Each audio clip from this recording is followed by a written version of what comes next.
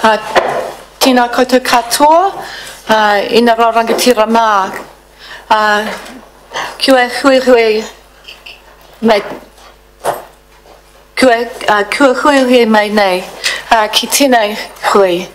No mahare mai, te whānau o te konihira o Whakatū. Welcome to this hui today, an important hui. We have some good work to do today. I'm looking forward to it. Welcome to our youth councillors. Welcome Ella and welcome Max. It's very lovely to see you here, especially being dedicated to turn up at this time of the year. Thank you so much. We really appreciate that. Hope you enjoy today. We have opening prayer, which we'll do now, and I'll invite Ms. Hall to stand.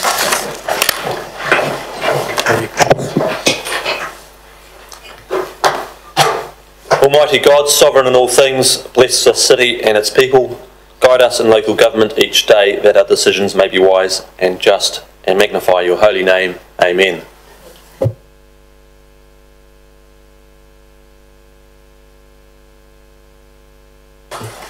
We have an apology this morning for lateness from Councillor Dalberg. Are there any other apologies or time matters that I need to be aware of? Anybody need to pop out at any stage? As we move through the order of business, I'll hopefully set out my sort of expectations and hopes around when we might finish this meeting. So any interests that need to be addressed in relation to items, I will just address an interest matter. I think just for procedural clarity, I will step out for item 13, and I understand Councillor Rutledge will be stepping out for item 13 as well. And that will just help proceedings. Madam Mayor? Councillor Walker? Just about the confirmation of the order of business, would it be possible for the item number 12 for the pond to be held at a more defined time to help those that are leaving work to come here? I'll come to that in a moment as I go through Councillor Walker, because I've got a few to sort of juggle in for time issues. So starting obviously today, live streaming as per normal. We do have some time constraints in relation to an item in public excluded business, a request for assistance from Nelson Sporting Group due to members of the public having a prior commitment. So we're going to deal with that matter first and go into public excluded shortly, but I just want to run through the order of business and then we'll attend to that. We have morning tea this morning. Is a special tour of the Finance Christmas Grotto, and Finance have again surpassed their previous Christmas decorating achievements. Encourage you all to come on this tour for the special tour to the Grotto. Remember, they are raising money for Five Star Foundation through their 12 Days of Christmas fundraiser, and there is still time to get a raffle ticket. Very good deal here, $2 each, or the better deal, 3 for $5. So, you know, that's the morning tea opportunity. Afternoon tea is arranged upstairs on the 3rd floor terrace. If it's not raining, if it is raining, we'll be in the cafeteria, so we're looking forward to that. And there is a bonus option if the meeting is finished by afternoon tea time, so let's see if we can get to the bonus option. Public forum, Mr. St. Johansson has cancelled, so he won't be here today. We will still have the other public forum, which will be Jenny Easton and Julie Nevin, and they've asked to come at 10:35, so they're coming in at 10:35. We have the exclusion of the public matter for what is that called, Robin? That is called request for assistance from Nelson Sporting Group, and we need to undertake the resolution to allow people to stay because they have knowledge and information that will assist the council. We had on your agenda noted Alison McAlpine and Jeremy Banks, but we need to include Steve Fitchett and Julie Benson and Tony Bowater to that list. I'm not sure if Jeremy is here, but I'll leave him in just in case he arrives. So he is here, so that I'd like us to move the normal recommendation that allows those people to stay in accordance with section 48.5 and 48.6. So moved by the Deputy Mayor. Thank you. Do I have a seconder? Thank you, Councillor Walker. I'll put that. All those in favour? Aye. Against? Carried. And then we have the recommendation to move into public excluded, but I'll take that shortly. In terms of order of business, speakers are coming for the Modellers Pond, and what time Councillor Walker would work for them? Maybe one after lunch? Yeah, I wondered if maybe... 1:15? Yeah, whatever time you decide lunch should be. All right, and then after lunch. So we'll do the Modellers Pond straight after lunch. Thank you. All right, we'll try to arrange that. Our paper on our strategic engagement and relationship with iwi, I'd like to start that paper between 11 and 11:15, so we've just to arrange Fire Jane is going to join us, so I'd quite like us to timetable that around then, so we can just, Robin, if you can just keep me on track for that. We have some additional documents that have been tabled, so you should have terms of reference for the Building an Effective Partnership with iwi Working Group, and terms of reference for a public excluded item in relation to community housing. So hopefully everyone's got that, and if you haven't, we'll have time probably for you to catch up with the GA to get those. Madam Chair, just to let you know that I will have a conflict on 7.8 and I'll be leaving the chamber. Thank you. Thank you for letting me know that. And then there are a few other items that we are just locking down in terms of information that's coming through. I emailed you last night to give you a bit of a heads up on where I think things will be. And we're just finalising a few items, so I'll update you as we go through the meeting. So let's now move into public excluded. Madam Mayor, I'm sorry, you went through things so quickly, you didn't pause for a breath, and I didn't get a chance to say I've got a couple of interests in the interest thank register. you, Councillor Noonan. I'll take those now. Item 7.8 and item 10. 7.8 and item 10. Robin's made a note of those, so she will remind me as we get to them, and I'm sure you'll remember anyway. Lovely, thank you. Any other interests? Anything else I need to be aware of? In that case, I will move that we go into public excluded business to address request for assistance from a Nelson Sporting Group. So moved. Do I have a seconder? Seconded by Councillor Rutledge, thank you. I'll put that. All those in favour? Aye. Against, carried. Thank you. So we'll just go on to public excluded.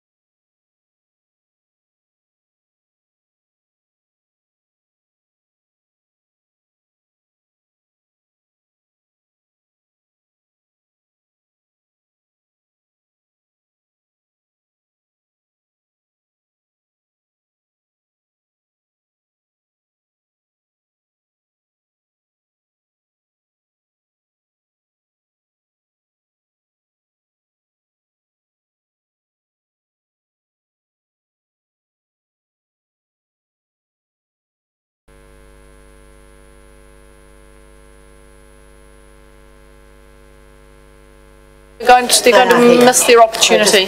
Moved outside. Oh, they didn't, oh, right, okay, no, they could say no. Public, we're back in public. It was very mechanical. I was just going to leave you there and replay the invisible wall. Hello, Jenny. Kia ora. Oh, kia ora, kia ora. How are you? Welcome. Where have we got here? Right. Kia ora, Julie. Welcome. Okay, we're ready for public forum, so whenever you're ready, and you're here to speak today on top of the South Zero Carbon Net. Welcome. Thank you. Right. Councillor Fulton, it would be polite to sit down, I think. Thank you very much. Right. Before we start our presentation, I'd like to introduce the members of our group who've come here today.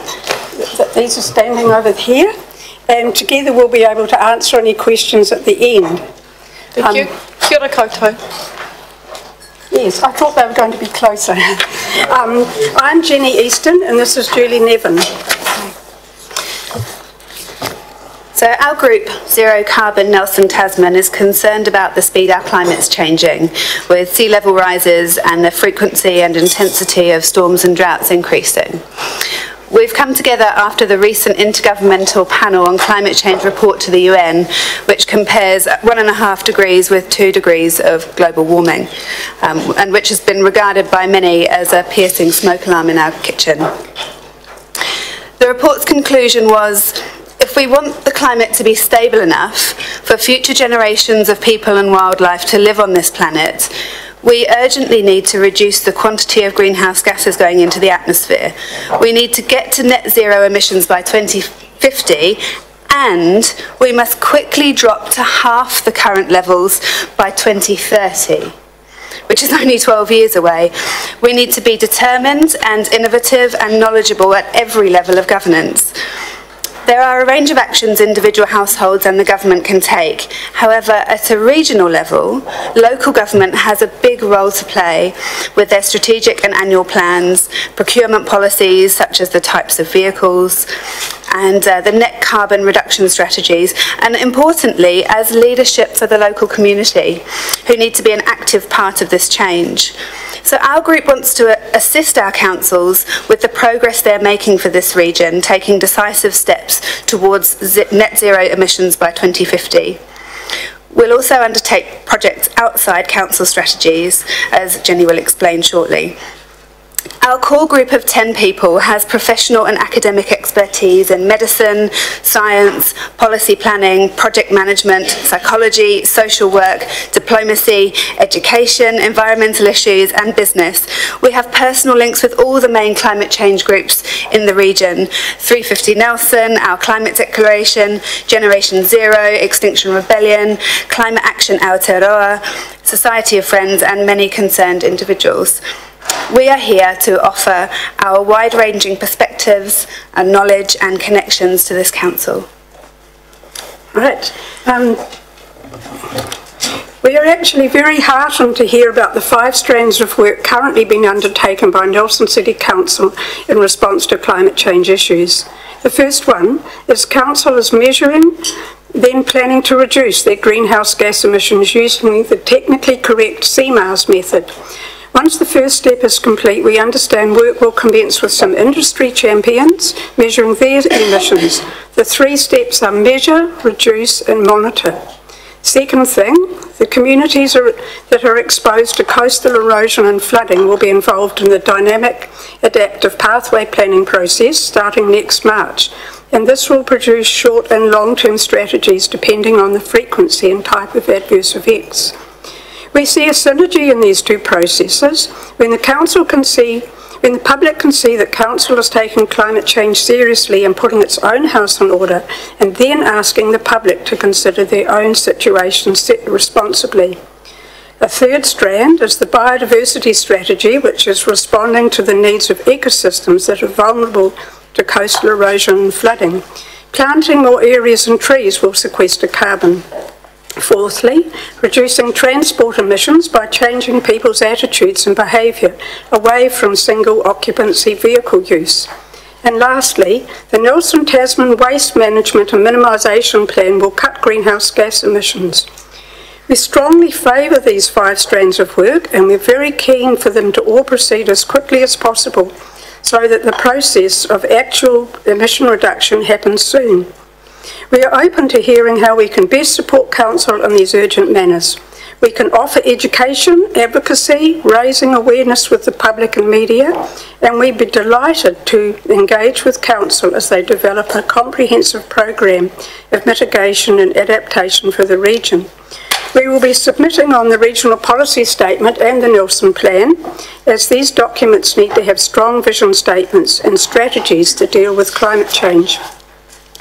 Our group is also meeting with relevant staff and councillors at Tasman District Council, and we have contacts with the climate change group, Climate Karanga in Marlborough. We have not finalised our projects outside of Council's work, but intend to focus on some obvious ways to reduce greenhouse gas emissions, and these will include phasing out coal burning in industry, the DHB, and schools in our region, divestment by banks from fossil fuel industry, which is the focus of 350 Nelson, and we will partner them in this. Encouraging plant-rich diets, as this will dramatically cut emissions compared to a Western diet.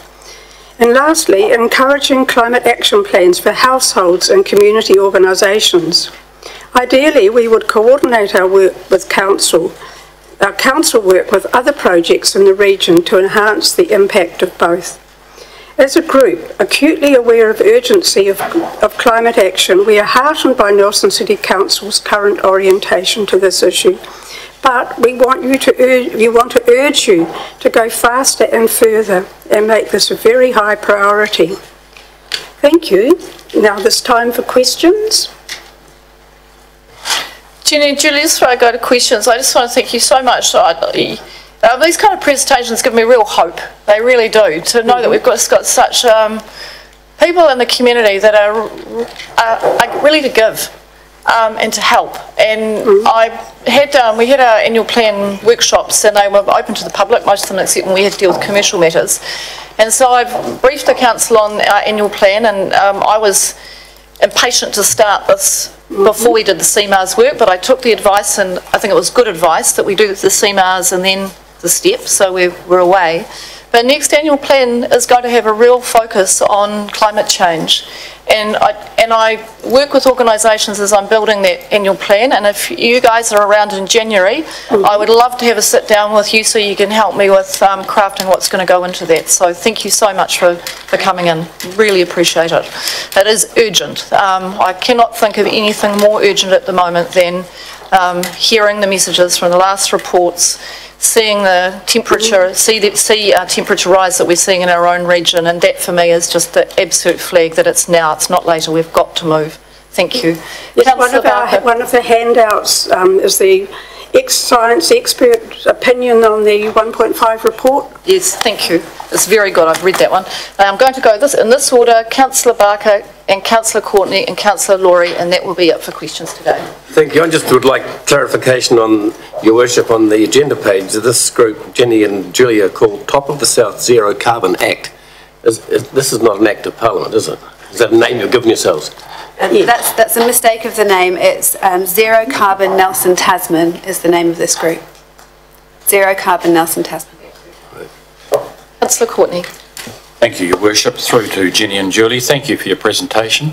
I picked up on an area that I'm particularly interested in, and that's public transport. I don't think we do the job well enough. We're a smart little city, we've got to improve it a lot more yet. So will you be able to feed ideas through to us as we try and build and improve our public transport system in Nelson? Absolutely. You've got plenty of ideas to share? Well, that'll be excellent, so thank you. Thank you, Madam Mayor. Through you, thank you, Julie and Jenny. You talk about at the end going faster and further. You talk about going faster and further. What are some ways we can go faster and further really soon as a council? Thank you. Maybe Joanna, do you want to speak to that? Further and faster is certainly what we need, as we are at a point of losing the battle against climate change. And so we need a climate action plan from Council that will take us to half emissions by 2030 and zero emissions by 2050. We need leadership from you communicating with the public about the gravity of the situation and what Council's doing. And Council has begun to do a lot.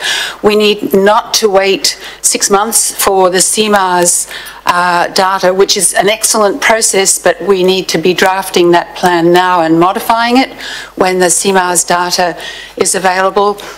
And we would be very pleased if there could be cooperation between the two councils on this hugely important endeavour.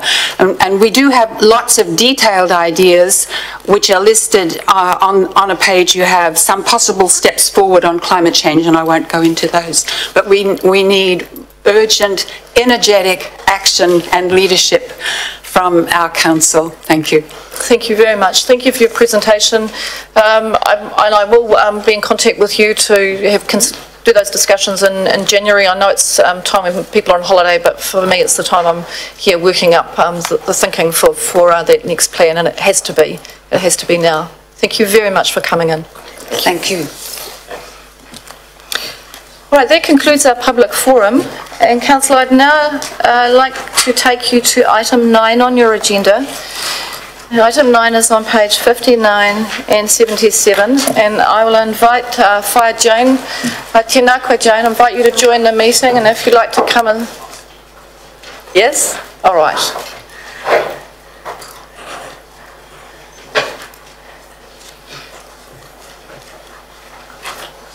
Tēnā koe Pania. Welcome. Whaia Jane is going to sit today in support for Pania. And Pania, we've received your report. We have read it, and so first, are there any corrections or additions that you wish to make to the report? Tēnā tātou, tēnā koutou. Koutou ko ngā mema o te kauneira, he me I kau atu kia koutou. He me I hoki kia Whaia Jane ko tai mai hei tautoko ana tēnei kaupapa wakahira. Ki Wanganui I te kaunehira me ngā iwi Māori o Wakatu. So I just want to firstly acknowledge Whaia Jane for joining us today. Whaia Jane is the chair of Wakatu Marae and has a long history working with iwi, Te Atiawa Ngāti Tama. And so it's a privilege and an honour to have her support in my role as the Kaihotu. So you will have received the report, which I will take as read, but there are 2 further amendments to the recommendations, which are to confirm the draft terms of reference for the Iwi Council Advisory Group and update the Nelson City Council delegations register to reflect those changes. And just to quickly summarise, you will recall that the topic of building an effective partnership with iwi was discussed with you all in a workshop, and that the recommendations propose an iwi Council Advisory Group to review the Memorandum of Understanding between Tangata Whenua o Wakatu and the Nelson City Council that was signed in 2005 by 6 of the iwi, and the development of a Nelson City Council iwi engagement and partnering strategy. The main points of the paper are that the Memorandum of Understanding is 13 years old and does not reflect the current situation of our relationship with iwi post-treaty settlement, which now includes 2 further iwi, Ngāti Apa ki te Rā Tō and Rangitane. And the other point of the paper is to improve the council engagement process with iwi, and the importance of us, council and iwi, working together to co-construct and co-design that framework of engagement. Kia ora. Thank you, Pania. Councillors, you'll see on the screen, and I contacted you last evening, I've asked Councillor Delberg and Councillor Laurie if they would be agreeable to being part of this working group, and they've given their agreement. So I'm going to move the recommendation now, and the Deputy Mayor said he'd like to second that. I'm just going to do the moving and seconding now, so that's in play. But now is an opportunity if you've got any questions for Pania. So any questions in relation to the document? I think no questions, it is very clear. So we'll move into debate, and I will speak in the debate. Whai Jane, I'm very pleased you're here today. You've been on a long journey with us as a council, and I want to thank you for your support for the kaupapa. Thank you for your mahi, which is I am in awe of, I have to say. I really am. We've just had a presentation on public forum around climate change, and a comment made in there that it would be good to have both Tasman and Nelson together on that process, and I still have the aspiration that for the effective partnership with iwi, at some point this will be a discussion that where we come together with Tasman and Marlborough, and that door is open. But for the moment, this is important to us that we continue on this journey. The effective partnership is a strength, not just for council but for the entire community, and it is a great opportunity, but it needs some real thought, some exploring of options. There are many options about how we can strengthen this partnership. The foundation has been built, and I'm very pleased as Mayor to have absolute support from Pat as Chief Executive, the senior leadership team of this organisation, of the staff of this organisation, and I'm very confident sitting here with the entire council of Nelson City. I'm pleased that we have Ellie here today as a youth councillor, because a lot of the work that we do here is very much for future generations. Decisions that are made in the rohi, decisions that are made for whakatū, are long-term decisions, and for some of us we won't be here to see the outcomes, but for me this is a very satisfying step to take. So Pani, I want to thank you for the work that you've put in to bring this report forward, and again just say to Whai Jane, thank you again for your guidance and your support. Kia ora. Deputy Mayor. Thank you, Madam Chair. Kia ora, and nice to see you again. As one of the authors, I was just looking at that signature. 13 years ago, it was quite a breakthrough. In fact, we'd never had an MOU between iwi and the council. And I remember it was a very emotional time for us all when we decided that with all our gatherings we were going to actually sign a MOU to say this is where we want to go together. And it was a breakthrough, and it was, I've always considered it to be the first step in a very long journey that will always evolve, will always change, but you need to put down your first stone before you go any further. So I'm happy that you are taking up the mantle, Your Worship, where I left off, and you're going to continue to work at your level to ensure that we have this continued conversation together over the next how many years. So it's a pleasure to see you both here. I'm very proud we're picking it up and keep going, and I wish everybody the very best of luck. Thank you. Councillor Laurie. Thank you, Madam Mayor. Through you, I'm very happy to support this, and I'm also very happy to be a part of the advisory group. Recent events in Nelson have highlighted that we still have a lot to learn from each other, iwi and Pākehā. And while much of what has happened in Nelson Whakatū in the last week or so has been really upsetting, I have huge faith in the spirit of the people of Aotearoa and Whakatū. And I think if we keep listening and learning and talking, the future's really bright, and I'm looking forward to getting there. Right, if there are no further speakers, then I am ready to put the motion. All those in favour? Aye. Against? Carried unanimously. I think this warrants a waiata, and we all know te aroha. Hey? So we'll stand. Rachel, just before you do that, oh, sorry, Madam Chairperson. I just want to make a comment, and Paul alluded to it, in the fact that when we set up the committee for the marae, it was always to be community inclusive. And the fact that the Mayor picked up that seat on behalf of the community was huge. And so I want to reiterate that a lot of groundwork has been done, a lot of background work in terms of the fact that the council have been sitting at the table at the Marae Committee with the 6 iwi for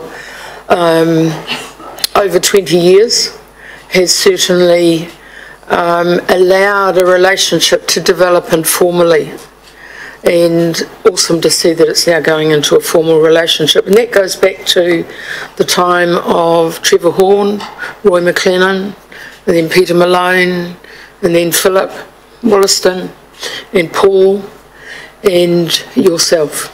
And so that is huge. And the fact that it's about, I know there's a way to go for many councillors to feel comfortable at the marae, but it's no different than any situation. If you come more often, it becomes easier. So, nō reira rongi tēnā, tēnā tātou. Kia ora, kia ora. We'll stand. Te aroha, te whakapono, me te rangi marie, ta ta ta ta e. Kia ora, kia ora.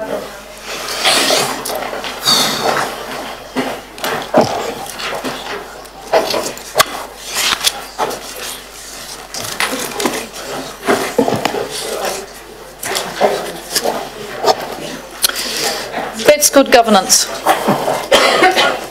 That really is good governance.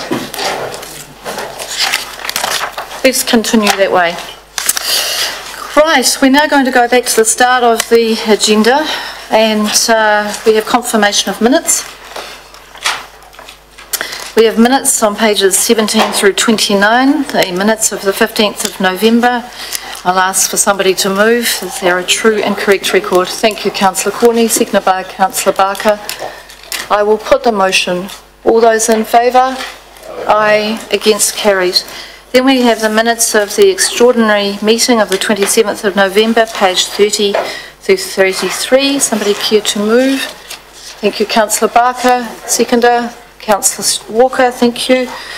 I'll put the motion. All those in favour? Aye. Against? Carried. Confirmation of the minutes of the 20th September, page 34 through 51. Somebody care to move? I'll move those. Do I have a seconder? Thank you, Councillor Dahlberg. I'll put that. All those in favour? Aye. Against? Carried. Now we move through to recommendations from committee. Councillor Walker. Just microphone, Councillor Walker, just for the record. I'd like to move the recommendation outlined in 711. Are you happy to remove all of them as a En bloc, yes. As the whole lot? Include 712. Thank you. 713, 714 at this point. 714, all right, thank you. All right, so that's going to be moved. Do I have do we have a seconder for those? So we're dealing with, happy to second, thank you. Right, any questions for Councillor Walker in relation to those recommendations? No questions? No debate? A question, Councillor Noonan? Hanging baskets. I recall saying that all businesses should have the opportunity, and I just wondered whether that actually is the case, since the funding is coming from all businesses. And I didn't get a satisfactory answer, so somebody's got an answer on that. I'm not sure if we've got an officer that can answer it. I thought the answer was yes. It was my recollection. It's not reflected out there, that's all. I'd like some follow-up on that then. Mr. Bull will follow up on that. Yes, happy to follow up. I recall the discussion was so far as the businesses are willing and that the infrastructure will reach. That's right. And is available, then the answer is yes. Yes, but we can't force somebody to put something on their building if they don't want it. That's how it goes, Councillor Noonan. Right, any other questions? Councillor Courtney. Thank you. Through you, Your Worship, to Councillor Walker. How long, is it possible to predict how long the subsidy will need to be in place? Are you getting any indication as to the length of time it's likely to be required? It's the recycling item, I believe. Questions related to the recycling item? 7, thank you. That's all right. Thank you. Could you please repeat the question for Margaret? Yes, it's 7.11 regarding the recycling. And I wanted to know, do you have any indication how long it's likely to be that this subsidy is going to be needed and in place? Mrs. Parfitt? Through you, Madam Mayor, no, that's an international market situation in which we have no control over at this stage. Currently being monitored as best it can be and managed as best it can be. And the ratepayers' expense, the ratepayers' share of this money is coming from through increased landfill charges, is that correct? Through the Chair, yes. 50% from reserves. It's proposed for next financial year, 50% from reserves and 50% from increased landfill charges. No further questions, then I'm going to put the recommendations. All those in favour? Aye. Against? Carried. Now moving on to 7.15. Councillor Walker, are you happy to move? No, at this particular stage there's been further developments, and I'd ask if Margaret Parfitt could perhaps bring us up to date on that, Thank please. you. Mrs. Parfitt.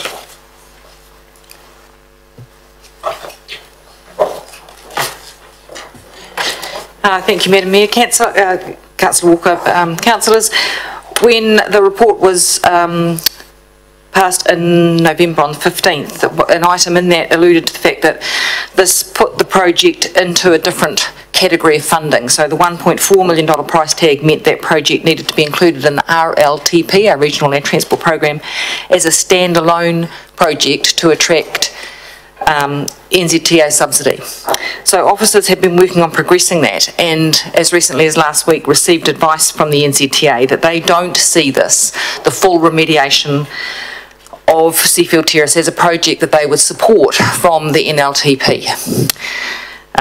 Their view on it was that the existing level of service there was sufficient. That is essentially a 3 metre wide gravel piece of road which would need to be repaired frequently, and that the net present value of doing that over 50 years was their preferred option. So officers never even really included that as an option in the first report that came to you because of what was seen as the level of disruption that would cause for residents, beyond a level of service that wasn't acceptable. It put our assets such as our sewer line through there at risk, so it wasn't put up as an option in the reports that came to you. However, all is not lost. There is an alternative way of remediating that road, and that is to fund it through the low-cost, low-risk funding stream in our transport budget. That means that NZTA will fund 51% of the cost up to $1 million worth of work. So what that essentially means is the funding, and that is, I have had confirmation from NZTA as recently as last night that that is the path that they suggest we take if we choose to remediate the road. What that means in terms of financials is that what would have been a $700,000 subsidy approximately from NZTA would become a $500 subsidy from NZTA, and the net $200,000 difference would be picked up by NCC. Thank you. All right, so that's been made, so we've got up on the screen now. I understand, Councillor Walker, this is what you will be moving. Yes, Thank you. I'd like to move. Move, do I have a seconder? Yes, but I'd just like a seconder as well for this one. I'm happy to second this. Quite happy to second this. Well, Councillor Walker, you happy? All right, question, Councillor Noonan and then Councillor Rutledge. Thank you, Madam Mayor. Look, I'm looking at the last clause, which we can't see. That must increase by the difference, does it not? Does that 70 not go up to accommodate? Through the chair, that unbudgeted expense of 70,000 would come out of that first million to allow us to progress with detailed design this financial year.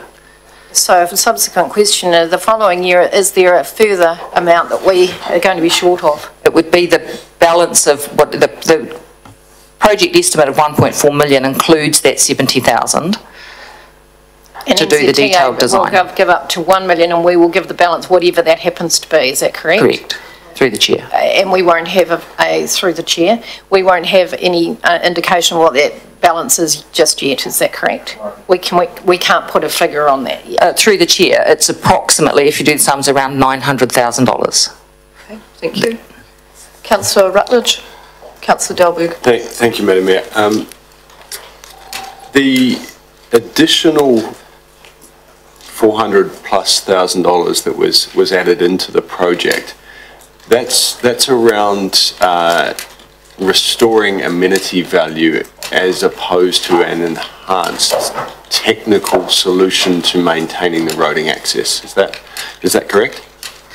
Through the chair, it's, if you recall, well, you may not recall because I don't think you were at the meeting. I was not at that. So it was to extend the rock revetment down as far as the playground. So in the initial design, the rock revetment finished about 52 metres sooner than that, and there was an extra 150,000 added to the project to extend that revetment down to the playground, which is not yet eroded. It's to protect what's there now. Thank you. Any further questions? Councillor Delberg. Yeah, thank you, Madam Mayor. Out of the 1.4, do we know what the contingency factor is? Through the chair, 30% on the first 958,000, but because the latter part of this work was progressed, the estimates were progressed very quickly, I think the contingency was as high as 50% on some of that work. So that needs to be taken into consideration, thanks. No further questions? Right, it's been moved and seconded. Does anyone wish to speak to this one? I'm going to just speak briefly because Phil was here sitting in the public gallery. I just want to again thank the community worked with us on this project to get it to this point. Very, very constructive. Community that actually has shown some real leadership about how to punt on complex issues, and again gives me hope for communities that can step up for some of the more challenging conversations around climate change. But this one isn't a climate change solution. This one is a remediation option, and I think the additions, Councillor Walker, that came important amenity. They've got an amenity value that goes with them for this community, and it's the right thing to do. Going to put it. All those in favour? Aye. Against? Carried. Thank you. Said all of the, there's one more, the Transport Asset Management Plan, Councillor Walker. Yes, I'd like to move that the recommendations as stated. I think it's been moved, seconded by Councillor Rutledge. Any questions or debate? Okay, so I'll put it. All those in favour? Aye. Against? Carried. Moving on to the Sports and Recreation Committee, Councillor Skinner. Thank you, Madam Mayor. I'd like to put to the Council, and the first one is 7.2.1. the Marsden Valley Reserve options to manage wild deer populations, which was to Council confirming that the practice of culling deer within the Marsden Valley Reserve should continue. Thank you. Are you happy to do them all again, all of the way Councillor Walker did? You happy to do? I'll do them separately. Separately? Like separately, right. That first one, any questions on that one, Councillor Barker? I believe we've had a notification through councillor's newsletter that the culling has been completed for this stage. I want to know, did it include culling right down into the residential subdivisions where the actual deer we're getting to? Can we give a clarification on that? Mr. Ball? Thank you. I understand that the proposal for the culling is in the reserve area and adjacent rural private land. It will not take place in the cemetery, and nor will it take place in the subdivision. Thank you. Thank you. Any further questions? Councillor Laurie? Not very pleased to hear that, but no questions. Thank you, two from me. One, are precautions taken to avoid particularly children seeing the culling operations being carried out? And what do we do with the culled deer? And pigs. Was this covered off in the report to the committee, Mr. Ball? Through the chair, my understanding is that the culling operations will take place in areas where we don't expect members of the public to be, and that will be for health and safety reasons. I'm sorry, I don't know what happens to the meat afterwards. I can find out, and I'm happy to circulate an answer by email. Thank you very much. Okay, thank you. Any further questions? In that case, I'm going to put the motion. All those in favour? Aye. Against? Carried. Thank you. Hula Shore. Second one, recommendation to council is approving the Hula Shore Island Manuka Motu Wharf remain closed for use by vessels but retain in the short term for its landscape values. Thank you. It's been moved, seconded by Councillor Dalby. Questions? Councillor Courtney, Councillor Laurie. Your Worship, I wonder about the wording of that recommendation there. Approves Hula Shore Island Wharf remains closed for the use by vessels. It doesn't mean anything about that. It doesn't mention the public here. And it also has a negative connotation, I think, but retain in the short term for its landscape values only. And we're very proud of Hula Shore Island, and I just think that that whole recommendation needs to be tidied up to reflect a more positive attitude towards the island that we marvel at and we love its beauty, and include the public in it as well, please. Just to go to the officer who would have drafted this, Mr. Ball, I presume the landscape values relate to the wharf, I take it, not to Hula Shore, is that correct? Yes, through the chair, that's correct, and I think the reference to the only there is to distinguish that option from the other options that were presented in the report around reconstructing a wharf that can be actively used right now. So we are agreeing here to retaining the existing structure for its landscape values, and that we, as a council, will need to consider the longer term options down the track. Right, thank you. No, Your Worship, that doesn't satisfy me because it says here in the recommendation, remains closed for the use by vessels, and it doesn't mention the public. Now, it's not available to the public either, it's closed to them also, so I think that needs to be included in there. Clarification, what words were you wanting to include, Councillor Courtney? The public. It's closed for use by the public. By vessels and the public. Vessels and the public. Mr. Ball, are there any issues with that?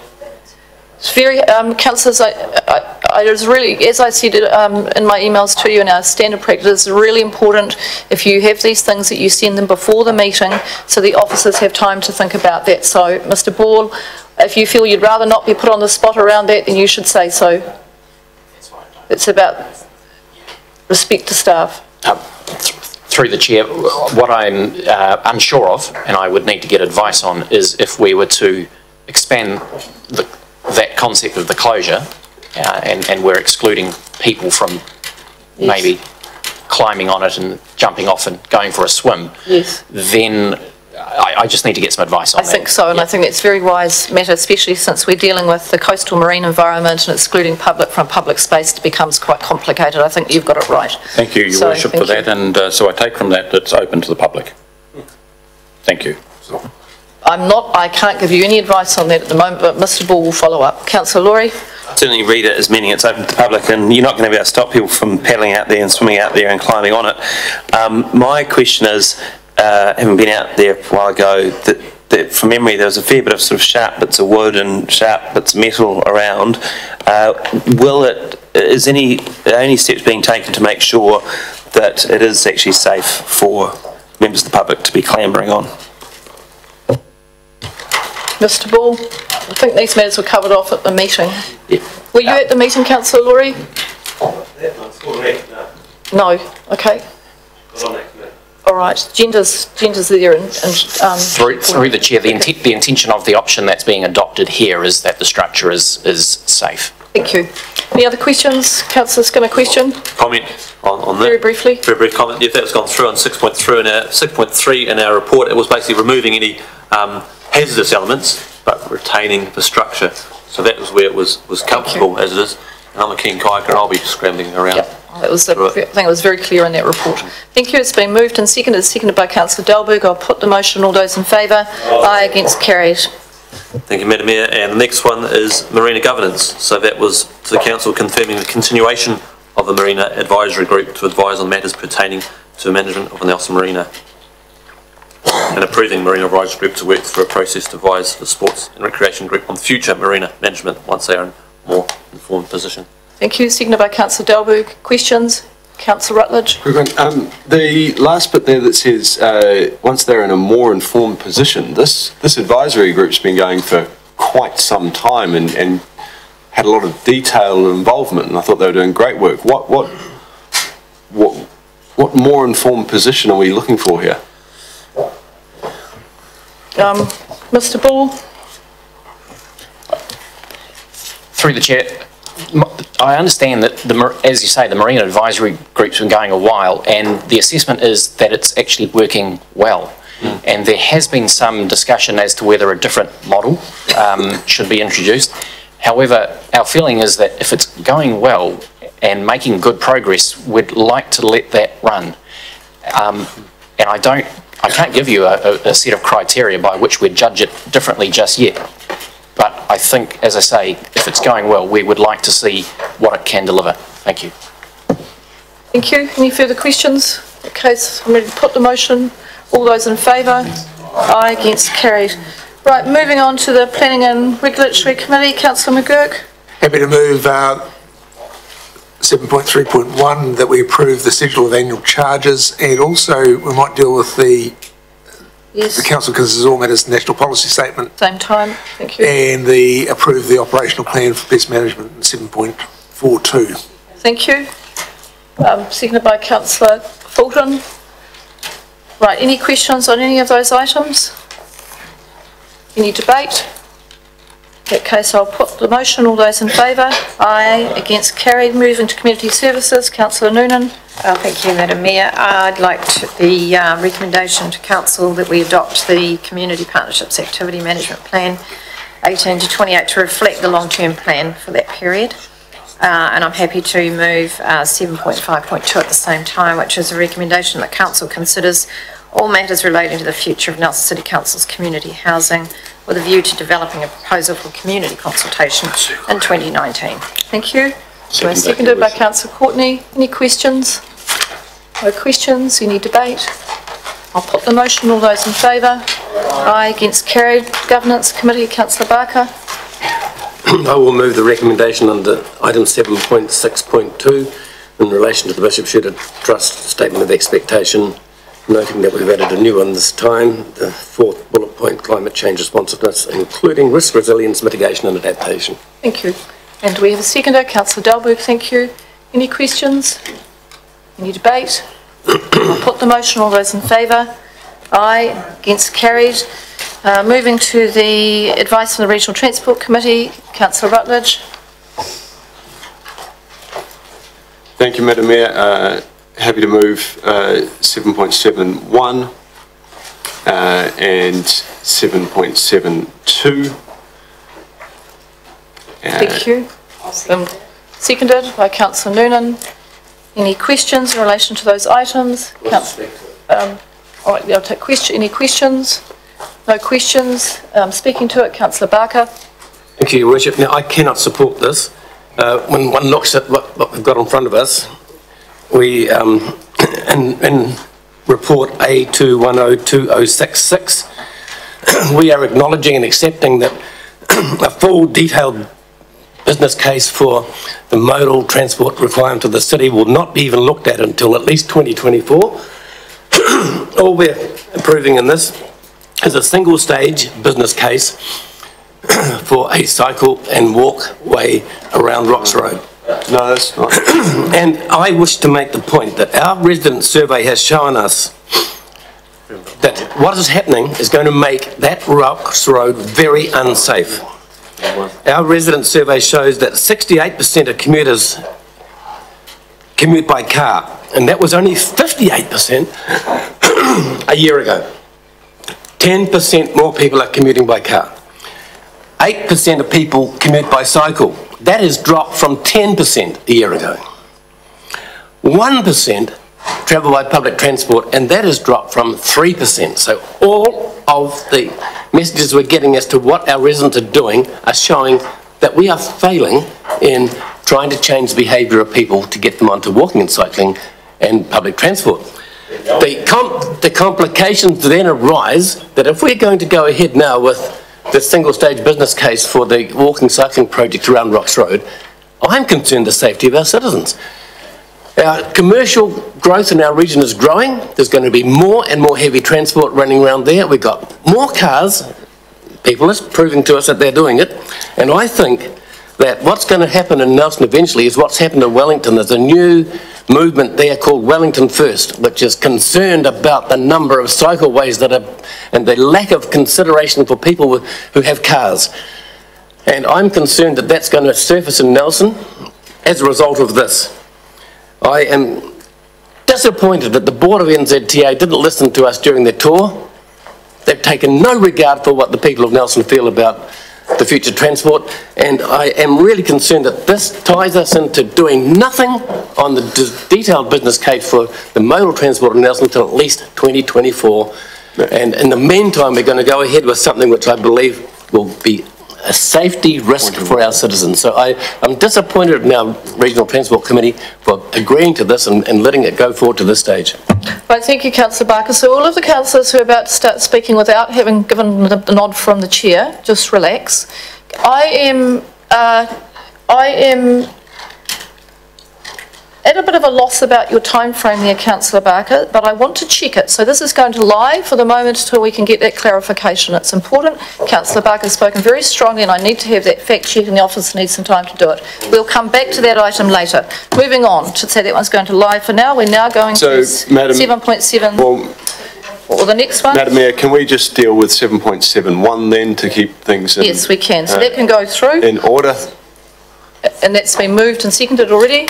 Okay, and the other one is staying put for the moment, Robin, so that's all right. So we'll put that. All those in favour? Aye, against, carried. Thank you. 7.73. Madam Mayor, the recommendation there is because of additional late information that still needs to be worked through between TDC and their applicant, that we leave this matter to lie today. All right, it's been moved to lie. There's some information we're just trying to get clarified around design aspects of it, and I think that the best thing is to leave it. We've met with TDC officers and council this morning, and they're happy, they're fine if this comes back to us in February. I just think there were some important discussions at the RTC that we need to get sorted out. Thank you. So it's been moved to lie. Do I need to do anything else? Moved and seconded? That's it. Questions? Procedurally? No, not really. No. That's it. Oh, no, we don't get questions. Okay, right. To you, though, you are the chair. I am the chair. Normally we don't take questions on a procedural matter. But I'm prepared to just, if they're very quick questions, I'll go to Councillor Laurie very quickly and quick answers, and then to Councillor McGurk.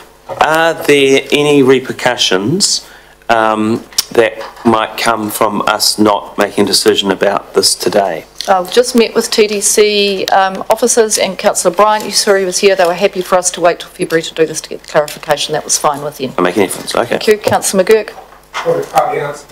I'm just wondering until when? February? It's coming back. It'll be coming back. We've said to them it'll come back. Well, they'll give us plenty of time. I just can't do that today and try and sort all this out. Thank you. So let's move to light. Do we need to put that? Yes, we do. I'll put that. All those in favour? Right. Aye, against, carry. Thanks, Robin. Now, we're on to Planning and Regulatory Committee, and we've got some conflicts. Councillor, you were going to step out, is that right? Madam Mayor, I realise that being on the board of recipient, the board actually applies to, signs off the funding applications, and I'm in that situation, which is why I'm leaving the room right now. So, Councillor McGurk, recommendation. Thank you. Thank you. And we need a seconder, and I will second that as co-chair. Any questions? No questions? It's fine, Councillor Roy, I'm coming to you. Thank you. So you know, heading in the right direction, but I totally respect the committee for the work that it's done and the members of the committee, but I feel very strongly that we have missed an opportunity here. It's my belief that in this day and age, knowing what we know, the appropriate policy would have included a sinking lid. And I think that is a missed opportunity. I know which way it's going to go, but I do need to voice my concern and the reasons why I can't support it. Thank you. Anyone else wish to speak to it? In that case, speaking, Councillor Rutledge. Madam Mayor, I can't understand the logic of the reduction from 9 to 5 units per outlet. If it's not in conjunction with a sinking lid, doesn't that just mean that there could be many more outlets around the place with 5 to make up to that 160 or whatever number? So I just don't understand why that is a necessary or even advisable condition at the moment, and I'd prefer that wasn't there. Well, if you want to move an amendment, you could, but I think I'll invite Councillor McGurk to explain why. It was considered. One was the scale of the number of machines in a premises, so it didn't actually sort of dominate the premises. There's nothing wrong. We saw that there was probably less harm by a premises opening, wherever it is, having some in a portion of the premises rather than a casino type larger premise where, you know, the ambient, well, basically the amenity of that is basically dominated by the presence of gaming machines. We saw this as a compromise. Thank you. Councillor Barker, then Councillor Fulton. Thank you, Your Worship. I'm concerned that we've ended up with an unintended consequence. And the unintended consequence is in relation to the policy 1.1.5, the venue not being within 100 metres, and it lists a number of things that it not be within 100 metres of. They are playground, kindergarten, early childhood centre, school, place of worship, or automatic teller machine. Now, the point was strongly raised at the meeting that this has become superfluous because the reason for putting the automatic teller machine in back when we formulated the policy at the beginning was to make it not easy for gamblers, problem gamblers, to be able to extract money from a machine, so they had to walk somewhere and get it. The reality of today is that within the gambling venues, and very near to the gambling venues, there are heaps of automatic teller machines. The unintended consequence is that because there are so many ATMs in the CBD, there is virtually nowhere that someone can set up without being within 100 metres of an ATM. And that is unintended, not the idea of what it was intended to be in the beginning. I'm not in favour of gambling, but I just want to make sure that we are doing it for the right reasons, and that this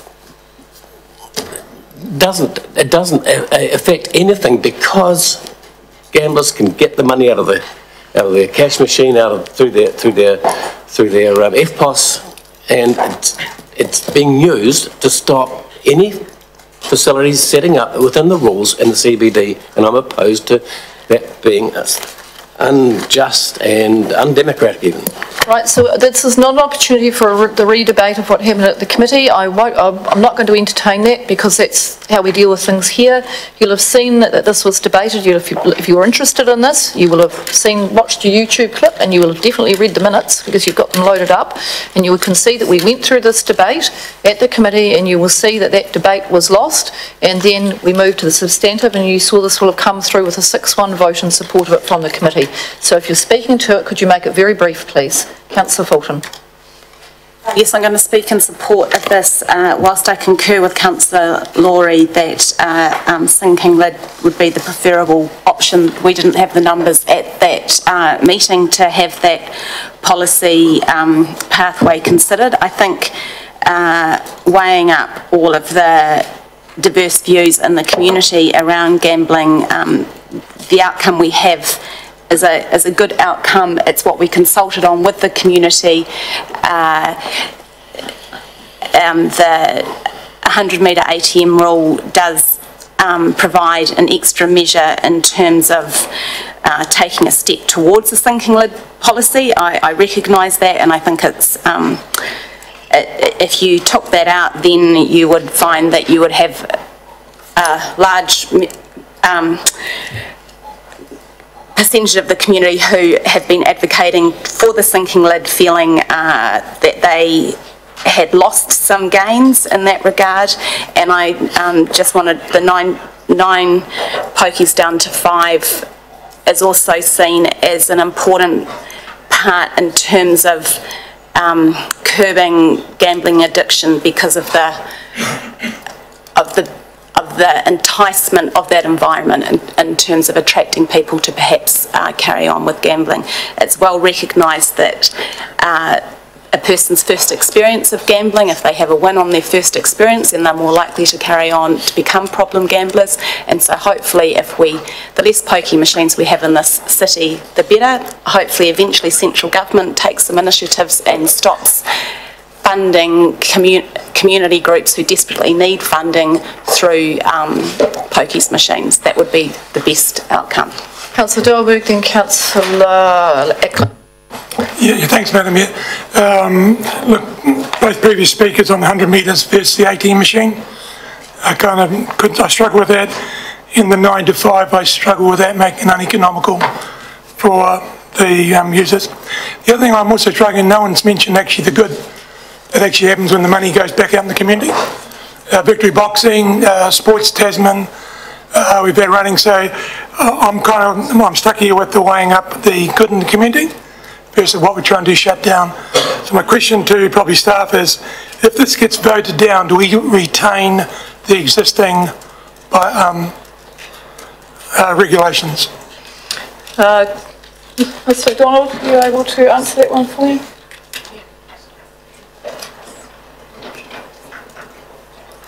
We're just getting some advice on that. Not the best bit. Through the chair, yes, the advice is that Councillor Delberg is correct. We would go back to the existing. Yes, it would. Stay with it. Thank you. Thank you. I'm not sure that it might have to go back to the committee. Might be where you want to send it. I think that might be where you want to send it. Right. So next on my list is Councillor Eklund, then Councillor Skinner. I just wanted to speak in support of it, just for the same reasons that the Mayor summarised, really, is that there's been through a thorough debate at committee, we've been through a hearing process and deliberation process, and then a full debate from the committee on the policy as amended.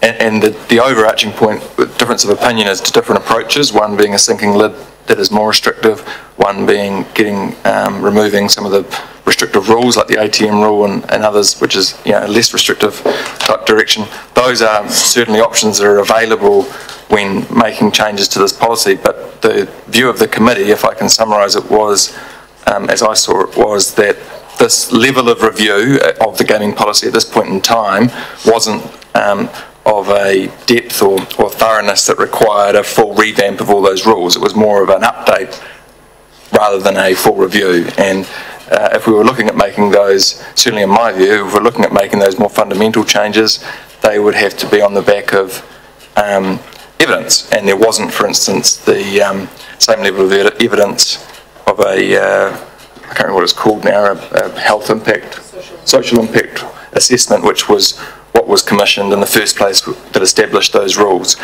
And in order to take those rules out, you would expect to have the same information saying that it was no longer relevant. So it's more of an update at this point in time, and certainly those changes are available in the future, but they should be done after a more thorough review. Can I just put myself in the head of Councillor Skinner, which I can do, to say I am supporting this coming through. It went through a good process. I have a different view around to Councillor Eklund in terms of what the advice from officers was and what the committee could do. The advice from officers was very clear that there was the opportunity. They said, yes, you've heard submissions, you've heard evidence that's come through those submissions, and you were entitled to make changes to the 100-metre rule and the relocation clause, and that was perfectly open to the council, and that's the advice that I rely on, is the advice from the officers. So Councillor Eklund has a different view from the officers. I'm happy with the officers' advice, Councillor Skinner, but I'm happy to support this. It's been through a good process. Thank you, Madam Mayor. I'm not going to support this.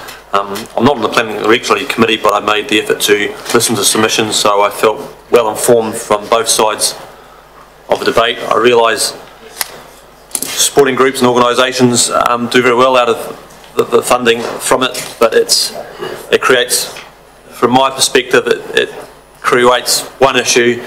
It's like Peter paying Paul, and there were some organisations there which are doing some great works for some of the dysfunction in the community, but they're also reliant on the funding from an activity I think creates a certain amount of dysfunction. But I was pleased to hear that many of those groups were looking as they grew in their services to reduce that reliance on gambling funding. So I, in more in principle and from what I've heard from the submissions, I won't support. Councillor Courtney. Councillor Courtney. Oh, so I'm sorry, I thought you wanted to speak. All right, no one else wishes to speak in the debate. No, you only get to speak once, Councillor, or you don't get a second bite around. I'm going to put the motion. All those in favour? Aye. Against? No. Right, show of hands, those for. 1, 2, 3. 1, 2, 3, 4, 5. 1, 4. 1, 2, 3, 4. I think it's carried. All those against? 1, 2, 3. Oh dear. 1, 2, 6, 5. Minus 2. Yeah, 6. So just double check that. So we've got those 4. To remove all doubt, I call for a division. All right, division called. Okay.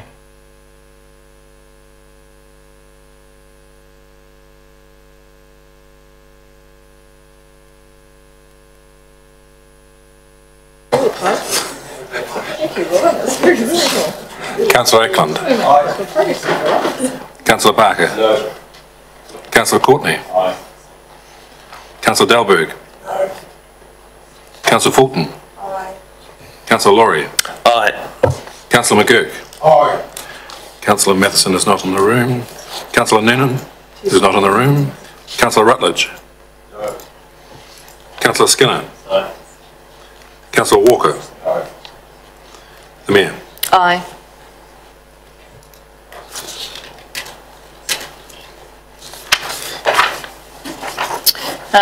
Motion's carried, 6 votes to 5. Please pass on, Nikki, please pass on my thanks to the team for all the work they put into doing this. It was exemplary. Thank you. Sports and Recreation Committee, we're now on referral of powers. Actually, yes, we've done that, and actually we didn't do that. Oh goodness, didn't we do that? No, actually we didn't do that. We didn't do that.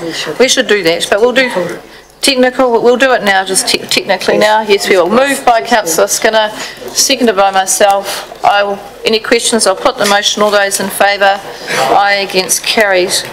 All right, we're going to move on to Part A of the Mayor's report. So the Mayor's report's coming in 2 parts today. It's coming at a part before lunch and hopefully a little bit later on as well. So that's which is a bit of some verbal stuff. So Part A is on page 55 to 58 to 58. Gosh, that's good, isn't it? That's very succinct. That's excellent.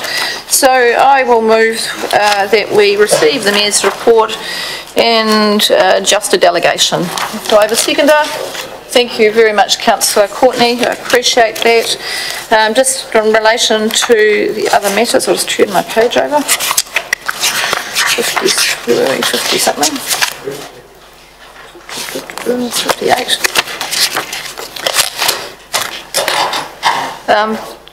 Just in relation to the other matter, it is reinforcing the partnership between Councillor Niwi that I support the Kamatua Christmas event at the marae, so it's important that we can maintain those connections.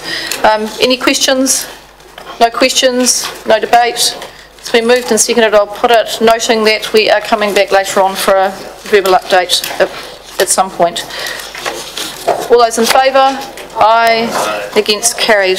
Right, item 9 we have transacted. That's excellent. Councillor Barker, could I just ask you to please take your seat and we'll deal with that matter later on. I'm in the middle of a meeting.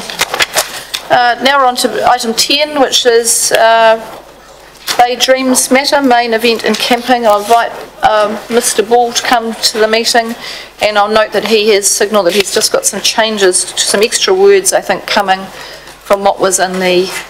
Oh, Mr. Preston Thomas, welcome. Madam Mayor, I'm leaving because I haven't got an open mind. Okay, that's very good that you can identify that. Thank you. Excellent. Welcome.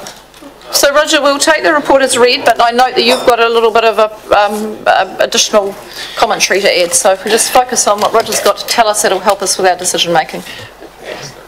Thank you, Madam Chair, and I appreciate that time is tight. Given the nature of the topic that we're discussing, I'm afraid there is some additional information that I need to introduce. I think it's useful, first of all, just to give a brief general update of where things are at with the Bay Dreams Festival. Officers are working at pace together with partner agencies and obviously the promoters to bring the festival together at its various strands. With the Christmas close down coming upon us, that's putting people under a bit of pressure, but things are really well underway. The Bay Dreams team is now set up at the Trafalgar Park Pavilion. They have a permanent office there, and also their office out at, well, a small office out at Saxton Field. We're having regular coordination meetings with the emergency services, including a planning session on Friday to work through a number of scenarios. We're finalising the last issues in the revised contract, but all the major issues are agreed in principle. Bay Dreams do still need to finalise a number of plans and licences and permissions, but that seems to be on track. I learned this morning that their consents for Saxton Field have come through. They still need alcohol licence to be signed off.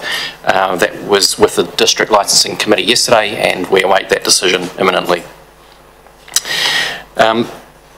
It'd be fair to say that the Council and other agencies involved have a lot still to do, and we've been scrambling really since day one, and probably doing things at the moment that really needed to be done 2 months ago.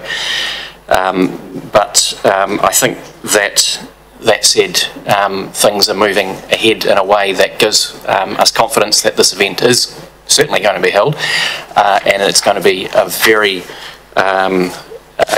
significant and good experience, I think, for the people who will attend. And just finally, not finally, but at least in terms of the general introduction, our direct financial costs for council are on expectation at this point. Still sort of early days, I guess, but we'll keep you updated on that as we go through. Turning to the paper in front of you, which is page 78 of your agenda. This paper has 3 objectives. I'm going to overly summarise the recommendations, and as you can see, that we're referring here to legislation and Reserves Act and so on, but 3 main objectives, and that is first of all asking Council to agree that both Trafalgar Park and Saxton Field can be used for Bay Dreams activities under the Reserves Act and the applicable management plans. Secondly, to agree that Council has taken reasonable steps with regard to community engagement, and I'm going to speak a little bit more in more detail about that in a moment, and Councillor Skinner will probably have a comment to offer as well. And the third objective of the paper is to agree that an alcohol ban at Saxton Field during Bay Dreams should be in place, a complete alcohol ban, I should say, following a request from the police. This paper also asks that Council agree to delegate authority of the Chief Executive under the camping ground regulations. Sorry. I should reference now the addendum, which I hope everybody has. This was circulated through the governance advisors yesterday, and this is an example of the sorts of things that are working at pace. So there's an addendum here which Thank you, Roger. Has everybody got that? Is everyone following? If you don't, there'll be copies by the door, I imagine, are there, or not? There should be. Hard copies delivered last night. Hard copies were delivered last night. If you get a hard copy, if you don't, you'll have it electronically. You'll have been advised. Thank you. Thanks, Roger. All right, the addendum has two bits of information in it. One on the front covers off the an issue around the camping ground regulations, and we're asking council to delegate its authority under the camping ground regulations to the chief executive. This allows us to proceed to provide some exemptions to Bay Dreams so that we could administer the temporary campgrounds in a way that is suitable for a music festival. And the practical example is that they don't need laundry facilities, they don't need to set up cooking facilities, and under the regulations, we need to provide an exemption to that. The second part that's attached to the addendum is a summary of the feedback from the community engagement meetings that were held on Tuesday this week, and I'm just going to talk in a little bit more detail about that now. The reason why we've gone to a bit of trouble to print this out, summarise it as best we can, and put it in front of you, is that in terms of council's, the significance of the decision, we assessed that it was important that we can demonstrate, that the council can demonstrate that it has turned its mind to this. So this is not a consultation, but it is an engagement. And in our engagement, we distributed letters to over 600 properties, over 200 businesses around the Trafalgar Park area and around the Saxon Field area. And then we held a series of meetings last Tuesday, which were chaired by Councillor Skinner as Chair of Sport and Rec. And they were a session for the Trafalgar Park businesses, if you like, or those on the perimeter, followed by a meeting for the residential people, and then out to Saxton for a general meeting for everybody out there. We recorded, as you can see in the summary, the email inquiries and the phone inquiries that we got. We had 11 of those, and then in the meetings that were held last Tuesday, we had a total of 35 people spread across those 3 meetings.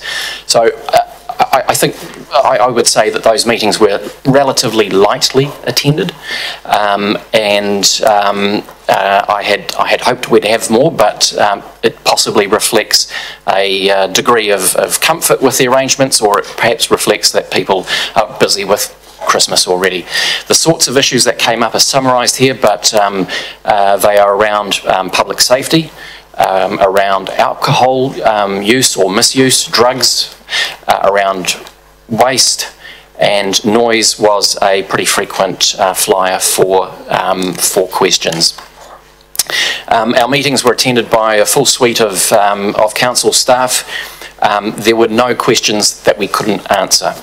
And my assessment is that at the end of those community engagement meetings, people went away more relaxed than what they arrived. And it was at the end of the one that we held in Stoke, we received applause for the presentation. So I thought that was actually not a bad signal of the sorts of information and answers that we were able to provide the community. In the information that we're providing, I will also just draw your attention to the frequently asked questions on the back. Between myself and Mark Preston-Thomas, we're happy to respond to any questions. We have our legal advisor here to speak to the Reserve Act and so on, questions that may arise, and perhaps I'll leave it at that for the time being. Thank you, Madam Chair. Thank you, Roger. I just want to work through what's in front of us. So, and I'd say I've worked through it, so I'm happy to move what is there, because I'm trying to just get some structure around our questions and debate, but I'm going to move what is there. Is someone prepared to second what is there? Thank you, Councillor Delberg. I just want to, before we go into questions, I just want to say to the team, thank you for, and the reason Roger's been going through talking us through what they've been doing relates to the second clause, which talks about the activities that the team have been taking to consider the views of people in our community.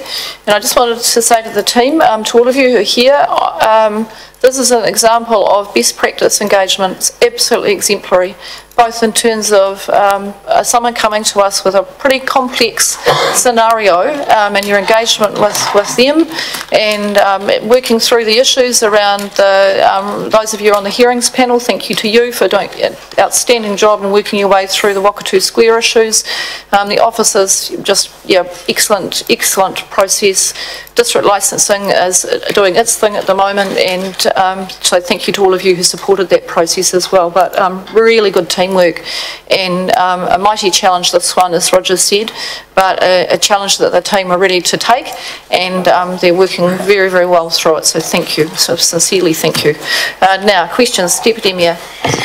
Thank you, Madam Chair. I have a very deep concern about Saxton Oval, which is going to be hosting Sri Lanka and the Black Caps 2 days later. There's no mention in here, and I did ask for it, and all of this information, that cricket match should be referred to.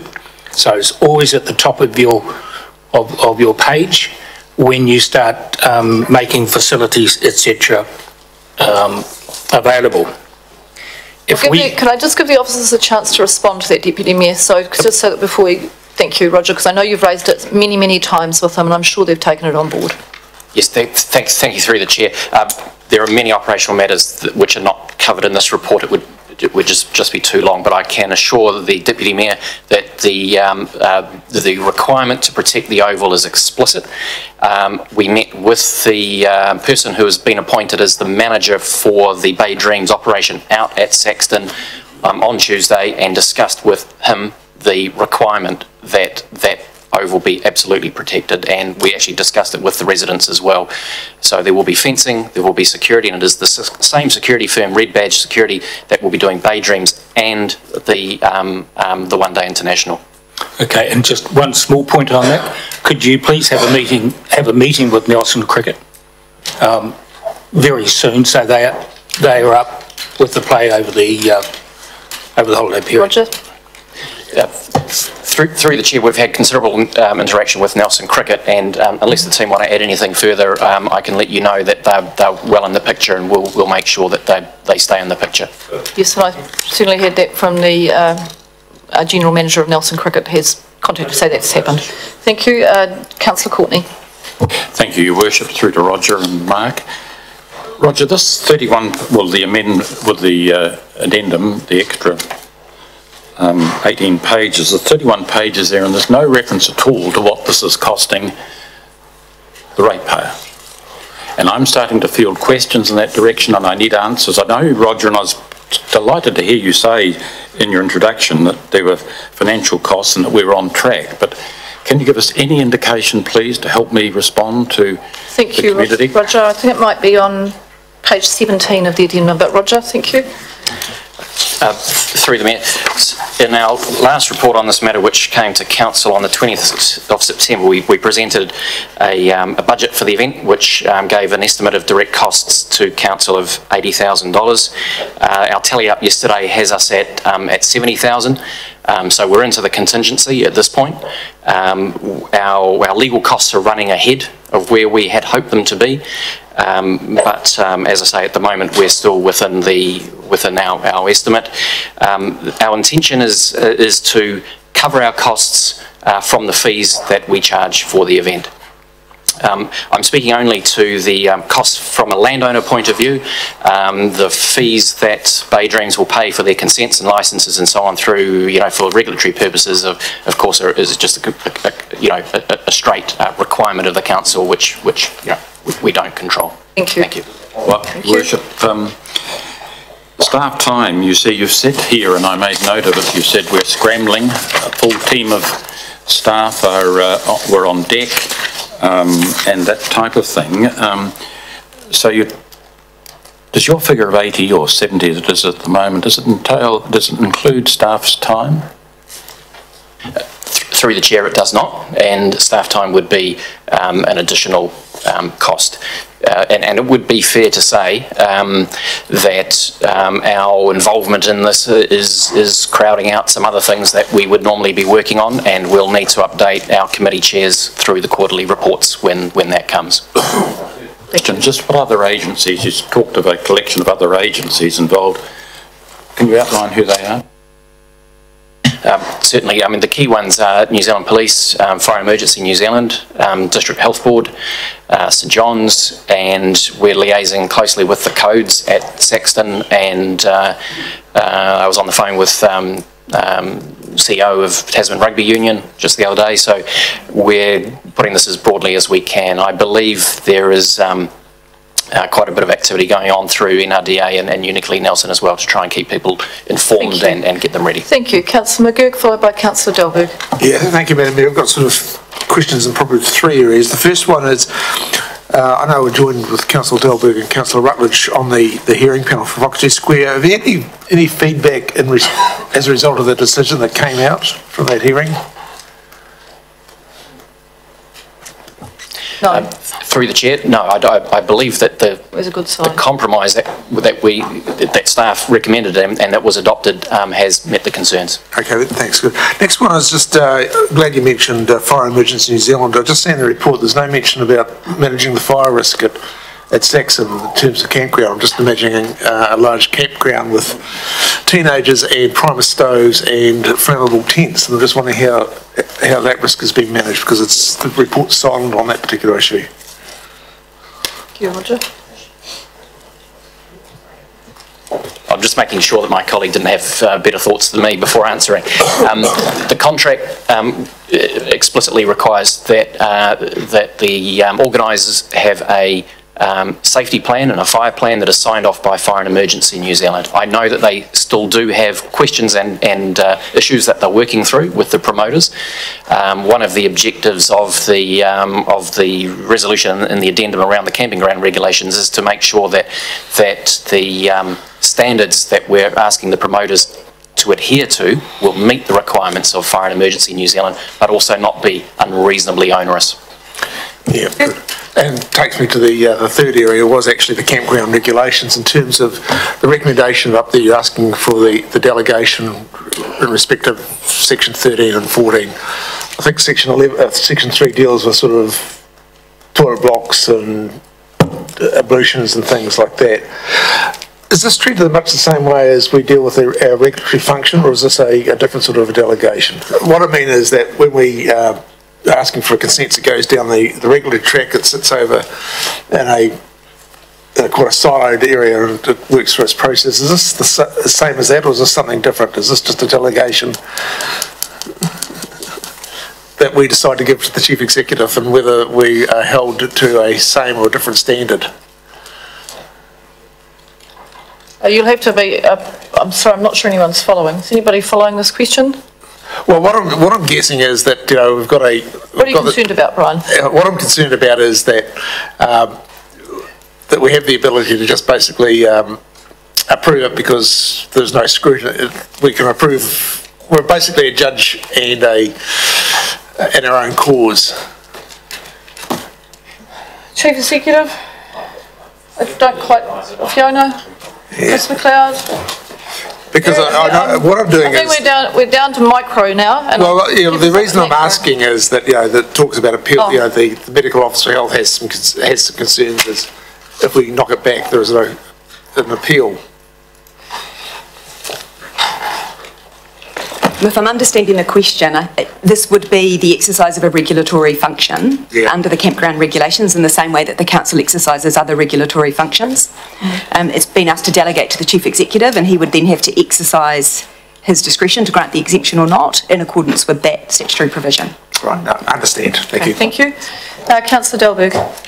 Thank you, Madam Mayor. Councillor McGurk asked my question about risk of campsite covered there. The other thing on page 81 on seeking remedial costs from Saxon's Field or Tasman, I get that. My question is, does any part of the income go to the Saxon's Field Committee for using Saxon's Field as a camping site? Through the chair, no, the fees that we're negotiating with Bay Dreams are through to Nelson City Council and the costs as well. So there is no impact, positive or negative, intended for the joint maintenance budget that we have with TDC. Thanks. Thank you. No further questions? All right, thank you. I just very briefly, but it won't open up more questions, so questions are now closed, but I just give Councillor Skinner an opportunity just to speak very briefly to the public engagement that you've been leading, and thank you for doing that. The engagement was great. It was a tough crowd, and that was before Councillor Noonan arrived. But no, the people who have some real understandable, genuine concerns, the same concerns that we had as a councillors when we fired our questions at Toby Burrows. But he exudes a lot of confidence, and that's genuine confidence because he's run these events before. So you can imagine there was a crowd of local residents that maybe and will be impacted, came with like, what are you going to do about this, what about that? But once I had a chance to listen to Toby Burrows and realise that the efforts have gone through, and for Roger, which I always introduce Roger as the one to have a sleepless nights about it, I'm really excited about it. But no, in fact, a lot of the people actually applauded at the end, and many said, please come back, because Toby Burrows and the crew want to come back, and they know that it's got to be a win. I want it to be a win. They want it to be a win. But yes, there's people there who understandably had concerns, but once they listened to the speakers and were able to ask questions and get a good answer, their minds were very much put at ease. I mean, it's been since, as one of the older ladies there said, it was 1996 when they had Tina Turner, and we haven't had something since, and she was pretty angry about the effect the noise was going to possibly affect her. But once you realise that for this event the noise limits are going to be the same as Opera in a Park, so for this concert they've got to keep those noise levels down to the same as when we run Opera in a Park at that same premises. Okay. So thank you very much. Thank you for that update. All right, we're moving into debate now. Anyone wish to speak in the debate? It's been moved and seconded. No, put it. All those in favour? Aye. Against? Carried. All right, we've got time for one more item. I have several questions that have been sent through on item 11, so that's going to take a little while. I think 13 is procedural, so I'm going to step away from the chair, and Deputy Mayor will take the chair. We'll just invite Councillor Noonan out there. She's better let her come back. Roger, is Councillor Noonan hiding out there somewhere? Roger, she's up at Marriott. Yes. Thank you. And I'll suggest, Deputy Mayor, that you adjourn for lunch after this one, and we'll start with Modellers Pond after lunch. Thank you all. Thank you all. That's the next one.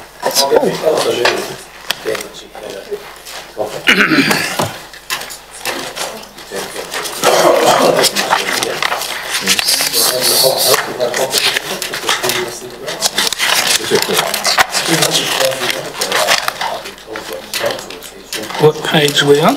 Oh, here we are. Item number 13, is that what we're doing?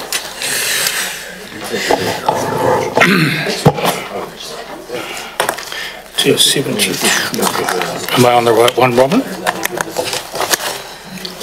Yeah, but you are. Right.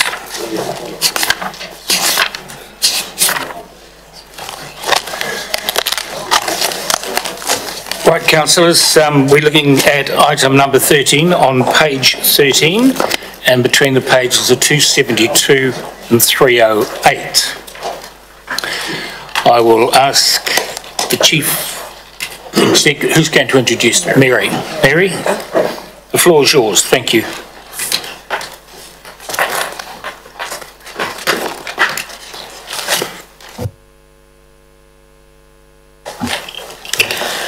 Good afternoon, councillors. I'll take the report as read, but there are a couple of things that it might be just helpful at this point to talk you through and to highlight. So the report gave you a summary as to where we are currently at with the Code of Conduct process. I can confirm that the Chief Executive has now received the final report on the independent investigation. So the next step is for the Chief Executive to prepare a report for either a council, the Code of Conduct panel, or a committee that is given the appropriate delegations. So that is why we are here today. At the moment, the Chief Executive does not have all those options. I've explained in the report why it would not be appropriate for council to consider the matter, leaving at this stage the Chief Executive simply with referring the matter back to the panel. So we are here today to consider a process matter to create a panel, to create a committee. We are not here today to discuss the independent investigation, the terms of reference, or the complaint itself. It is purely a process matter that we are asking for your decision on today. You're happy for questions? Absolutely. Right, Councillor Barker. A question referring to section 8.1.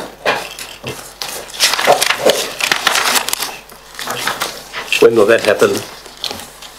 The intention is for that to happen at the time that the panel or committee convenes for its open meeting to consider the independent investigation and determine whether or not a penalty will be applied. And we're expecting that'll be in January. Right. Any other questions? Councillor Laurie. Thank you, Mr. Chairman. So, through the chair, we have talked about this before the meeting, but I still can't believe that we are being asked to approve a way forward when we haven't actually had the report that the ratepayers have paid for into the Code of Conduct complaint. Now, the reason I say that is because if what's in that investigation, what's in that report is serious enough, I would actually move to refer the matter to the Office of the Auditor General, and not actually something that a council committee organised body considers. The allegations are actually very serious. And unless I have the information that is in the report that has been completed, I don't feel that I can actually, in good faith, say I support this proposed way forward. I want to be able to read the report so I know how serious it is, and then I want to be able to decide whether or not that's something that should be considered by a committee set up by council, or whether or not that is a matter that is referred to the Office of the Auditor General. In my opinion, that should have happened from the get-go. But what are your thoughts on what I've just said?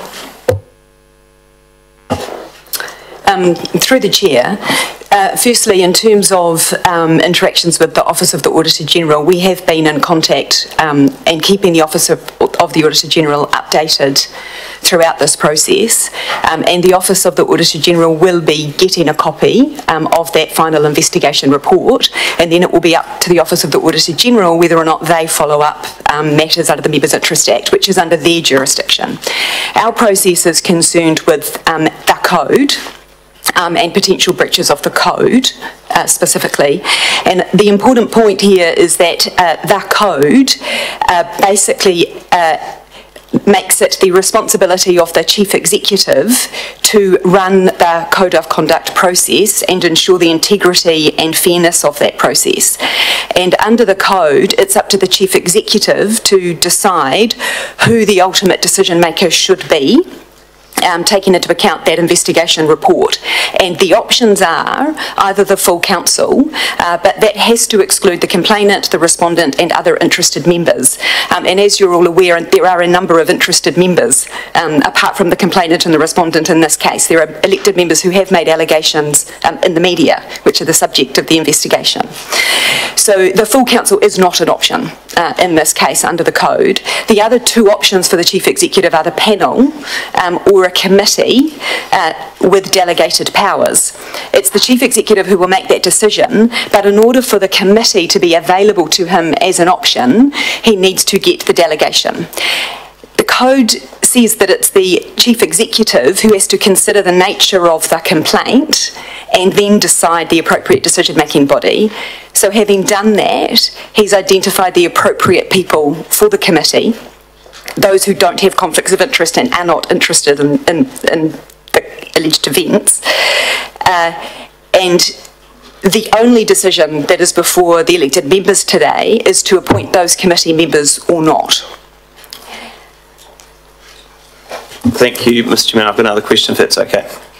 So, this issue was considered so sensitive, and it was believed that there were so many areas of conflict around the table that we decided to get an independent barrister to investigate what had happened. It seems to me a little bit inconsistent that now the recommendation is we bring it back in-house, and we have two councillors and two people who are sort of quasi-councillors make the decision about what happens with the report. In the interests of consistency, transparency and independence, I would have thought the consistent way forward would be for a truly independent panel to be appointed to consider the report. Your thoughts? The code contemplates that elected members will sit in judgment on breaches, excluding the complainant and the respondent, and elected members who have an interest. So that's what the code does contemplate. In this case, the Chief Executive is seeking the option of a committee because the panel, there was only 2 elected members who were not involved or interested. And that's a small number. So the elected member is seeking the option of a committee, and there are 2 external appointees who are also proposed to be a part of that committee. It's considered that that committee is independent. Through the chair, it doesn't feel very independent to me. The people, and just if we can continue the question, if it's okay. What is the question? The question is, actually I'll come back to it if it's okay. Can I just say something? Yep. So, I quote from the code, I mean, these are the rules for your own clubhouse that you all agreed at the start of the term, and those are the rules we are following to the letter, and spending a lot of time interpreting those rules. A lot of time. Depending on the nature of the complaint, the investigator's report may be considered by the full council, the panel or a committee established for that purpose, which is, so Fiona's already explained that the full council is effectively ruled out because there's only 2 of you that are not interested in inverted commas. The panel would only be 2 members, which is why we're suggesting a committee of 2 elected members and 2 appointed members to hear this. So we're following the rules that you as a council set up for how you wanted to enforce discipline inside your own council structure. Through the chair. No, we're going to move on. Why? Why are we moving on, Mr. Because you said you would come back later on, but we're going around the table, okay? Can I move this, Mr. Chair? You can move it, yes. Thank you. Do you have a seconder? I'll second it. Thank you, Councillor Noonan. While my microphone's on, Mr. Chair, can I just make a comment about the steps that Councillor Laurie stated? Because he missed... Well, let's get around. I've got some people waiting. He missed a step. He missed a very important step, and that was that Councillor Dalberg and myself were the original panel. Yes.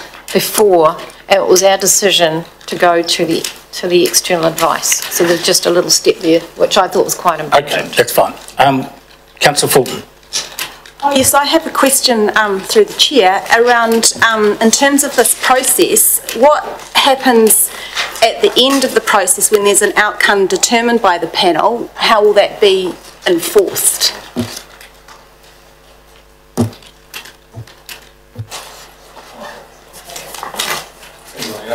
Yeah, that's hard to say until I would know what the panel had, the committee had decided. So I have a subsequent question through the chair. Having gone through some code of conduct processes myself and had a determination, and there has not been any action taken by the people where they were expected to take action, and that has not occurred, how do we ensure that appropriate actions are taken by people when we go through these processes?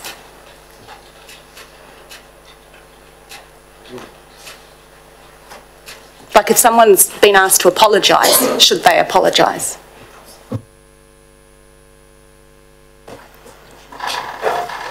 Well, yes, I think they should. So what happens if they don't? This is not what's in front of us. Well, no, I'd like to know, because really the whole process, if the process is based on integrity, I'd like to know how we ensure that if we've gone through a process and we reach an outcome and there's a verdict made, that the person who is supposed to apologise or make amends actually takes the actions they should do to do that. Okay, well, we're going to concentrate on the issue in front of us as from now. And I'm going to ask, the next one is Councillor Courtney. Mr Chair, through you to Mary. No, I really want to go through to Councillor Noonan and Delberg. Why did you want to have these non-elected members on this panel? Because I object to that. I have full, this is family. This is in-house. This is our code for us. And I just feel that I have every confidence in Councillor Noonan and Councillor Delberg to come with a fair and equitable decision. And I don't think we need the inclusion of these people that are non-elected, appointed. They're not even part of our code of conduct. It doesn't even cover them. So I'd like the answer to that, thanks. Through the Chair, that is not a question for me, Councillor. It is actually the Chief Executive's role to convene a panel, so I think you need, well, I'll redirect it back over to him if that's all right with you. Thank you. So these are serious matters that we're considering here.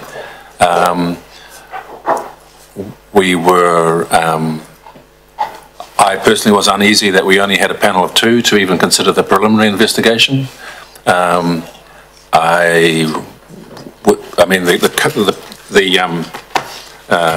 code talks about a 3-person panel, and we weren't able to achieve that.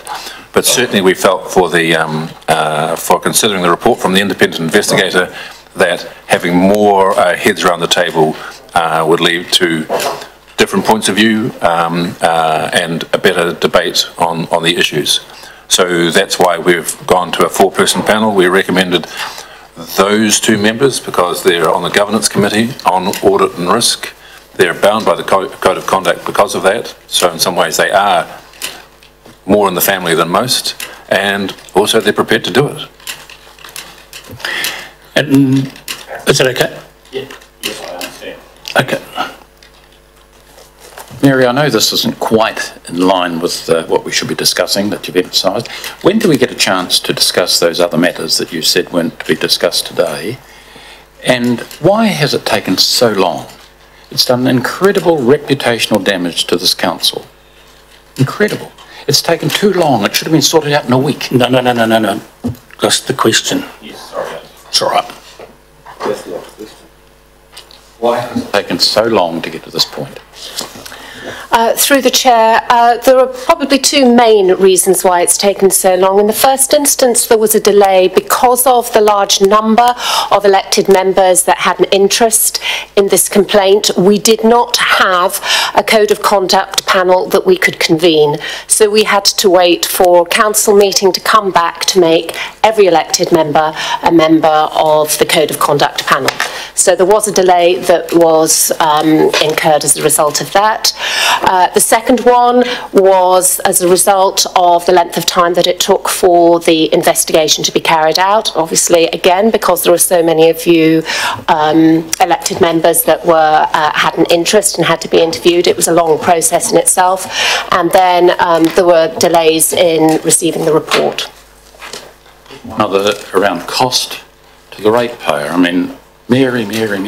Well, let's legal costs for the investigator. Can you indicate that to us, please? Because it is important, particularly for the ratepayer. The independent investigation was capped at a cost of $15,000, and we have no indication that there'll be any requirement to go higher than that amount. Thank you. Councillor Ackland. Remember, we're just appointing a panel today. Well, you'll have a chance. I'm questioning the advice and the recommendation. So, Mike, I just want to go through a series of questions just to establish where we are. I know the answers, but I'm just going to get them out. I don't know, and councillors don't know, apart from Councillor Dalberg and Councillor Noonan what the complaint is. Correct? I don't know what the complaint is. Correct? What part are you talking about? You don't know I don't know what the complaint is. The code of conduct complaint, what is it? I've asked for the code of conduct complaint, a copy of it, and I haven't been provided it. We've never seen it. That's right, isn't it? The Chief through the Chair. The Chief Executive has provided you all as elected members with updates on the process. As part of that, he outlined what the complaint was and what the independent investigation would be covering. Just so we're clear, when I've asked, or I can ask the Chief Executive, I mean, I've asked you for a copy of the complaint and you are not giving me a copy of the complaint, correct? You asked for a copy of the complaint for today, and the response in a nutshell was that today is not about the complaint or the terms of reference for the investigator or the investigator's report, because you have asked for all of those things. Today, I'm going to go through those things because I want to be really clear what I know and what I don't know, because it's hard for me to make a decision when I don't know things. You only make a decision on the panel. Oh, thank you, Mr. Chair. Just let me get there. I know we come in with this. Come on. And so one of the issues that we have discussed was, could we even ask you this question about appointing a committee? Because so many of you are involved in this issue. But so one of the reasons that we haven't given you any of that information is to keep you as clean and untainted as possible to make a decision solely about appointing a committee. Once we have that committee established, if that's what you agree to, and once we have a hearing date, then we will be providing every councillor with a copy of the Code of Conduct complaint, with the terms of reference, with the report itself, so that you will all have it. But the other thing you need to understand is you can't take any part in that. You can watch that meeting, but you can't take part in it. Okay, so can I just finish my line of questions, please? So, no, because I'm going to do it my way. It's easier if I ask my questions and I get the answers, because then it helps me in the list I've got work through the issue as I'm approaching it. I understand that, but please respect the Chair when you're doing it. Mr. Chair, through you. Thank you. So I don't know what the complaint is, and the answer is yes. As far as, I mean, there's been a strangled answer in terms of the reasons for that, but the simple answer is I don't have the copy of the complaint, and we can all agree that, right? The Code of Conduct complaint that the Mayor has made has not been, I've never seen that. I think you have a summary of what that is. No, I do not. Yes, all elected members have been provided with summary information on the complaint. That happened some time ago. It's not the complaint itself, though. You're correct, through the Chair. Councillor Ackland is correct that the elected members do not have a copy of the complaint, and they do not have a copy of the terms of reference, and they do not have a copy of the independent report. But they don't need that in order to make today's decision. And our concern is to protect the integrity and fairness of the process and risk of challenge further on down the track by an aggrieved party. Thank you, Mr. Chair. That's helpful because it has answered two of the questions coming. But can I just make a remark at this point in time? I'm not sure why this is so... I have the sense that advice we're getting is very defensive in terms of following a fair process. And I'm just trying to establish the process that we're being asked to consider. It's not an attack at all on the advice that's given. I just want to explore it so I can understand it. Fine. So the question I have, given that I don't know what the complaint is, I don't know what the terms of reference were that went to Camilla Owen. Carry on, please. And I don't know what the findings are that Ms. Owen has, or Mrs. Owen has reported back to the Chief Executive in your position now. The fourth thing I don't have is the legal advice which supports the advice that's being given to Council that this is the appropriate process. Correct? I've asked for that and I haven't been given the legal advice to say this is the correct process. Can someone correct, Mr. Chair, can someone please correct me on that? Correct. Yeah. So the question I have is, in terms of this process in the same way that Councillor Courtney asked, which is that we're a family, I mean, obviously we're not a family, but the point is we've agreed a code together that we all agree to abide by. That's the purpose of the code in terms of Local Government Act, of a standard of behaviour. We have then outsourced allegations to be determined by someone else. correct? So there's been allegations made and someone independent has determined those allegations. They haven't determined the allegations. What's happened is, in accordance with our code, the panel made a preliminary assessment and it decided that the alleged breach, was serious and material enough to warrant independent investigation. So what's happened is there's been an investigation. There's been no final decision yet. And it's the Chief Executive who decides on which body makes the final decision. So this is the difficulty, you see, because has the investigation been on the allegations? And that would then, it stands to reason that would determine whether or not the allegations are substantiated. It's not a question of penalty, it's a question of substantiation of the allegations. So yes, the investigation through the chair is on the allegations, but as set out in the code, it is up to the this is what the code says, it's up to the Chief Executive to then consider the nature of the complaint and what's in that investigation report and decide who the appropriate decision-making body is from his options as set out in the code. And as we've already said, council's not an option, so therefore you have these other two options. I just find this a bit difficult, Mr. Chair, but I just want to drill in, please, the word decision, because what's the decision that's being asked of this panel? Is it a decision to decide whether the allegation's been substantiated, or is it a decision on penalty? Which panel? Through the chair? Panel that's proposed to hear this. The committee, whatever it is. So, as I've already said... Sorry, Councillor Ackland, this is not a court of law. Well... And I don't wish you to pursue your occupation within this chamber. I asked you for simple questions regarding the appointment of a panel. You're now getting yourself deeply involved into the issue itself. That opportunity will arise. So please don't. It's not allowed to. Anyway, just the question is a decision, please, through you, Mr. Chair, is the decision that they're being asked to do, is it to decide whether the allegations are proved, like it's substantiated or not, or are they being asked to decide penalty? So this is set out in the report, and I've covered it already, but I'll repeat. What you're being asked to decide on today is whether or not to delegate powers to a committee.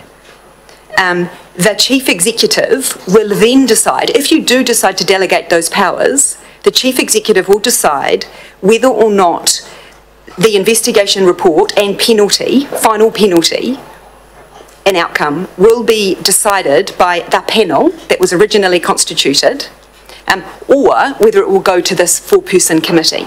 And so if it goes to that four-person committee, they decide the outcome. Because, thank you, that's helpful, because what I'm hearing is, and what I'd expect to see from the report, the independent report, is it outlines the facts and it makes a finding on those facts as to whether or not the allegations are substantiated. Then the question is, well, what's the result of that? What's the outcome from that? And the point I want to get to is, why is it not an appropriate decision for council to make as a body, given that we're judging our peer? Why is it not appropriate for us to determine, in all of our knowledge of being a councillor and the pressures on us and all sorts of things, to be able to make that determination on penalty of a colleague of ours? Because that seems to me to be exactly what the point of this code is for, is to outsource the findings and for us to be able to make a decision on penalty. Because your very own code says,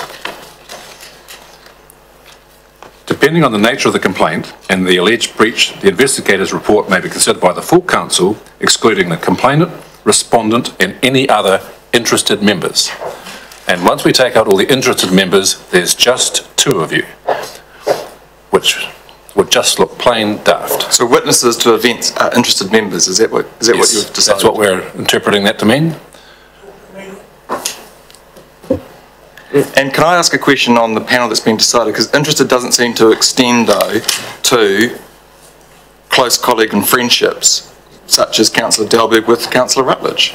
He is probably one of the most, the closest... No, it's about having a close-minded, interested party. No, you can't make those comments in here. Absolutely can make these comments, because it's a question of having a close mind. No, it's not a question, and don't argue.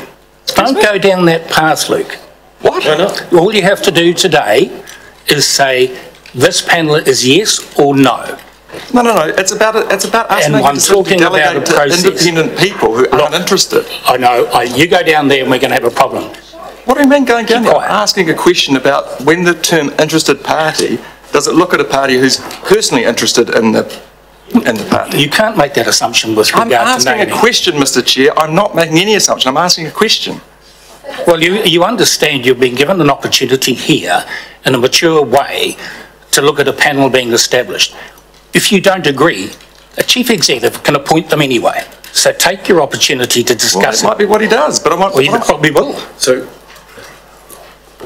the rules of your own clubhouse say that for preference, that you will consider that your own council will consider a complaint laid against one of your club members.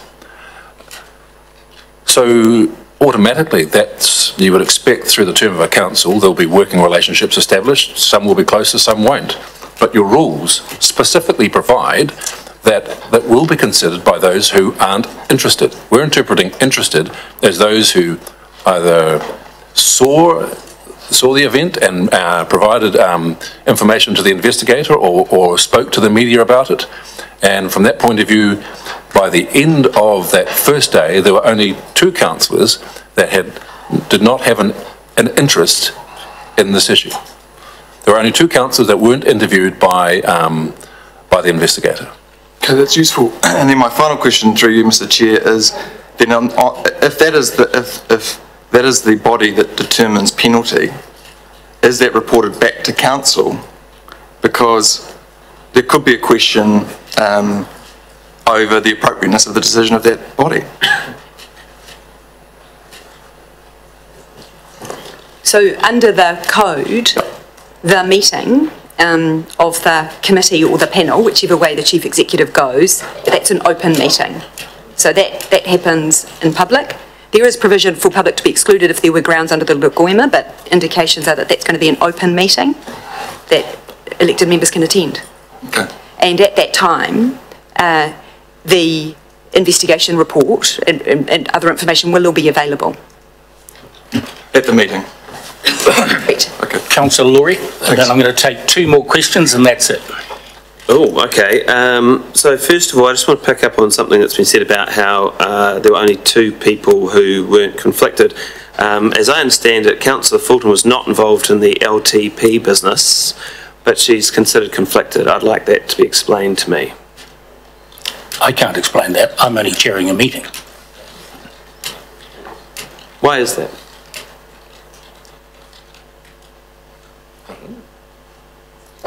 Yes, I have had the same question. Who determined that who determined that I was an interested party?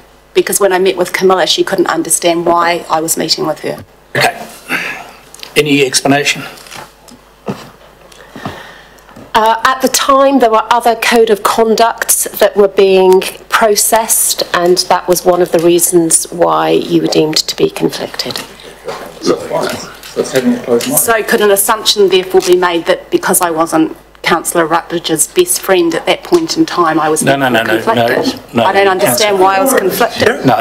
A point of order here. No, hang on, no, I'll just stop a minute. Don't make those comments, please. They're completely out of order. Hang on a second. That's twice now my name's been slandered. Once by Councillor Acton, now Councillor Fulton. Slandered? Assuming that because he's mentioning friendship, and I've probably got more than one round here, I'd hope, that I'm impartial. In actual fact, from day one, when I was the only person asked, I followed the due process all the way to here. They're talking about consistency and a process, and we've got there now. And yes, it was a long one, because everyone else started doing inappropriate stuff due to the code of conduct. Now, do I get an apology for those 2 or not? Well, I'm going to actually put an end to it. I'm going to move, or Councillor Barker will move, that this now be put. You said, Mr. Chairman, I could have 2 questions. No, you don't. You did. That's what you said. Moved to be put by Councillor Barker. I'll second it. Be able to debate then, Mr. Chair? So, This is appalling, Mr. Chairman. This is appalling. This is not good governance. Well, I'll tell you what. What do you want to do? Well, this is not good governance. Not following standing orders. 343 against. Right. Can I have my second question, Mr. Chairman, that you said I could have? No. So it's been moved. Well, it's about whether we walk out or we vote against it. No debate. Yeah. Thank you. All of them. Democracy. I think we should adjourn.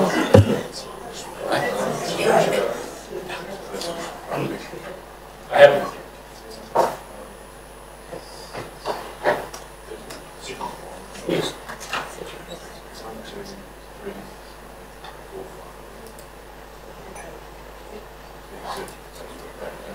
I'm not comfortable with against the chair. I'm going to adjourn the meeting for that. That would be clever, Mr. Chair.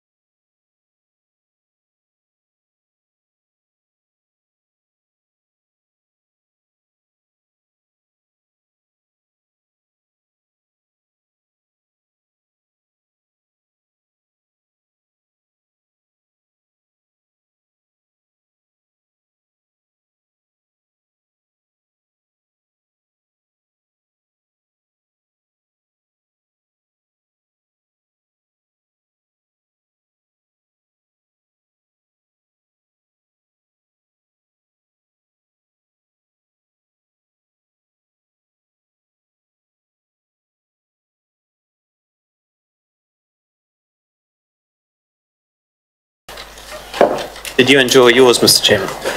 I choked on a sandwich or two. I'm sorry to hear that. But was it a chicken sandwich? Yes, it was chicken. Quite chunky. Yeah, Yes, you've it got to was. be careful. Yeah. Anyway, I can tell you that at the end of the day, it was quite stable. Right. I've got to tackle two issues. One, we're going to reconvene the debate. First of all, I should have, and in the middle of that earthquake, I forgot to pick up the point of order that Councillor Dalberg raised. And Councillor Dalberg, I apologise for that. Would you like to please repeat it? Can you turn your mic on? Are you ruling on the fact that Councillor Ackland called my integrity into question, mentioning friendship and my impartiality? I thought that was very unfair and lacking some substance at all. And then following on from that, you then allowed Kate Fulton, Councillor Fulton, to also mention that we friendships and impartiality. It probably follows on from Councillor Fulton also mentioning improvement complaints, not getting apologised, etc. So I'm kind of a little annoyed here. I think you need to have a ruling and seeing if that's actually where it goes. Well, I did try to stop that debate because I don't actually support personality politics. So I'm going to ask Councillor Ackland and Councillor Fulton, are you comfortable to apologise and withdraw that remark? I'm not clear on what remark we're talking about. I was just asking on a definition of interested person. And so I was just trying to identify what that inquiry was into having an interest. That's all I was doing. Councillor Dalberg's taken that as a personal insult. It wasn't anything personal. I was just saying that there could be an allegation of apparent, it looks like there could be an issue. And what was the executive's thinking around that? So no, I don't withdraw. I think it's very important that we analyse those issues. So that was your perception? There's nothing disrespectful in what I said, which is what required by the standing orders. No, in terms of a point of order, it's disrespectful or discourteous conduct. I wasn't motivated by malice in the least. I was genuinely concerned that that had been an issue that needed to be addressed, that we turned our mind to. Councillor Fulton? Yes, I did not intend to be disrespectful towards Councillor Dalberg in any way. I was just raising a concern that I had been identified as an interested party when I do not believe I was an interested party. And so I was trying to understand what the difference between myself, Councillor Noonan and Councillor Dalberg was. Councillor Dalberg. That's the best they can do. Mr Chair, we'll have to accept it. Thank you. We'll now go to debate. Normally, you can have a minimum of 2 for and 2 against. I'm going to be super generous, and it's Christmas, and make it 3 each way. So who wants to lead the debate, or move that we go to debate, sorry? Already done? Thank you. It's now debate. Councillor Laurie. Thank you, Mr Chairman. I am speaking against the recommendation for reasons I outlined earlier. Given that there are only 2 people on this council who aren't considered conflicted and the seriousness of the allegations, this matter should be referred to a truly independent panel. Now, I hear the argument that, well, our code of conduct says it has to be councillors judging their peers, but the recommendation actually says let's take 2 people who are not elected representatives and include them on the panel. If you're prepared to break the rules that much, I think we could go a step further to guarantee the independence that is needed when it comes to this serious matter. As I said earlier, I cannot believe that I'm being asked to make a decision on this matter when I can't actually read the report that is going to be discussed at that meeting of that panel. That just makes no sense to me. The proposal as it stands, I have to say, I share similar concerns to Councillor Ackland and Councillor Fulton. For me, if Councillor Ackland was the subject of a code of conduct that was as serious as this, and I was not conflicted, I would say that our friendship means that I would not be appropriate. I would not be an appropriate person to be on that panel. And I think we have to think about those things, which is why I share the same concerns that Councillor Fulton and Councillor Ackland have. For me, the way around all of this is that we just change the rules a little bit and we actually have an independent panel so we can all feel comfortable about how this process rolls out.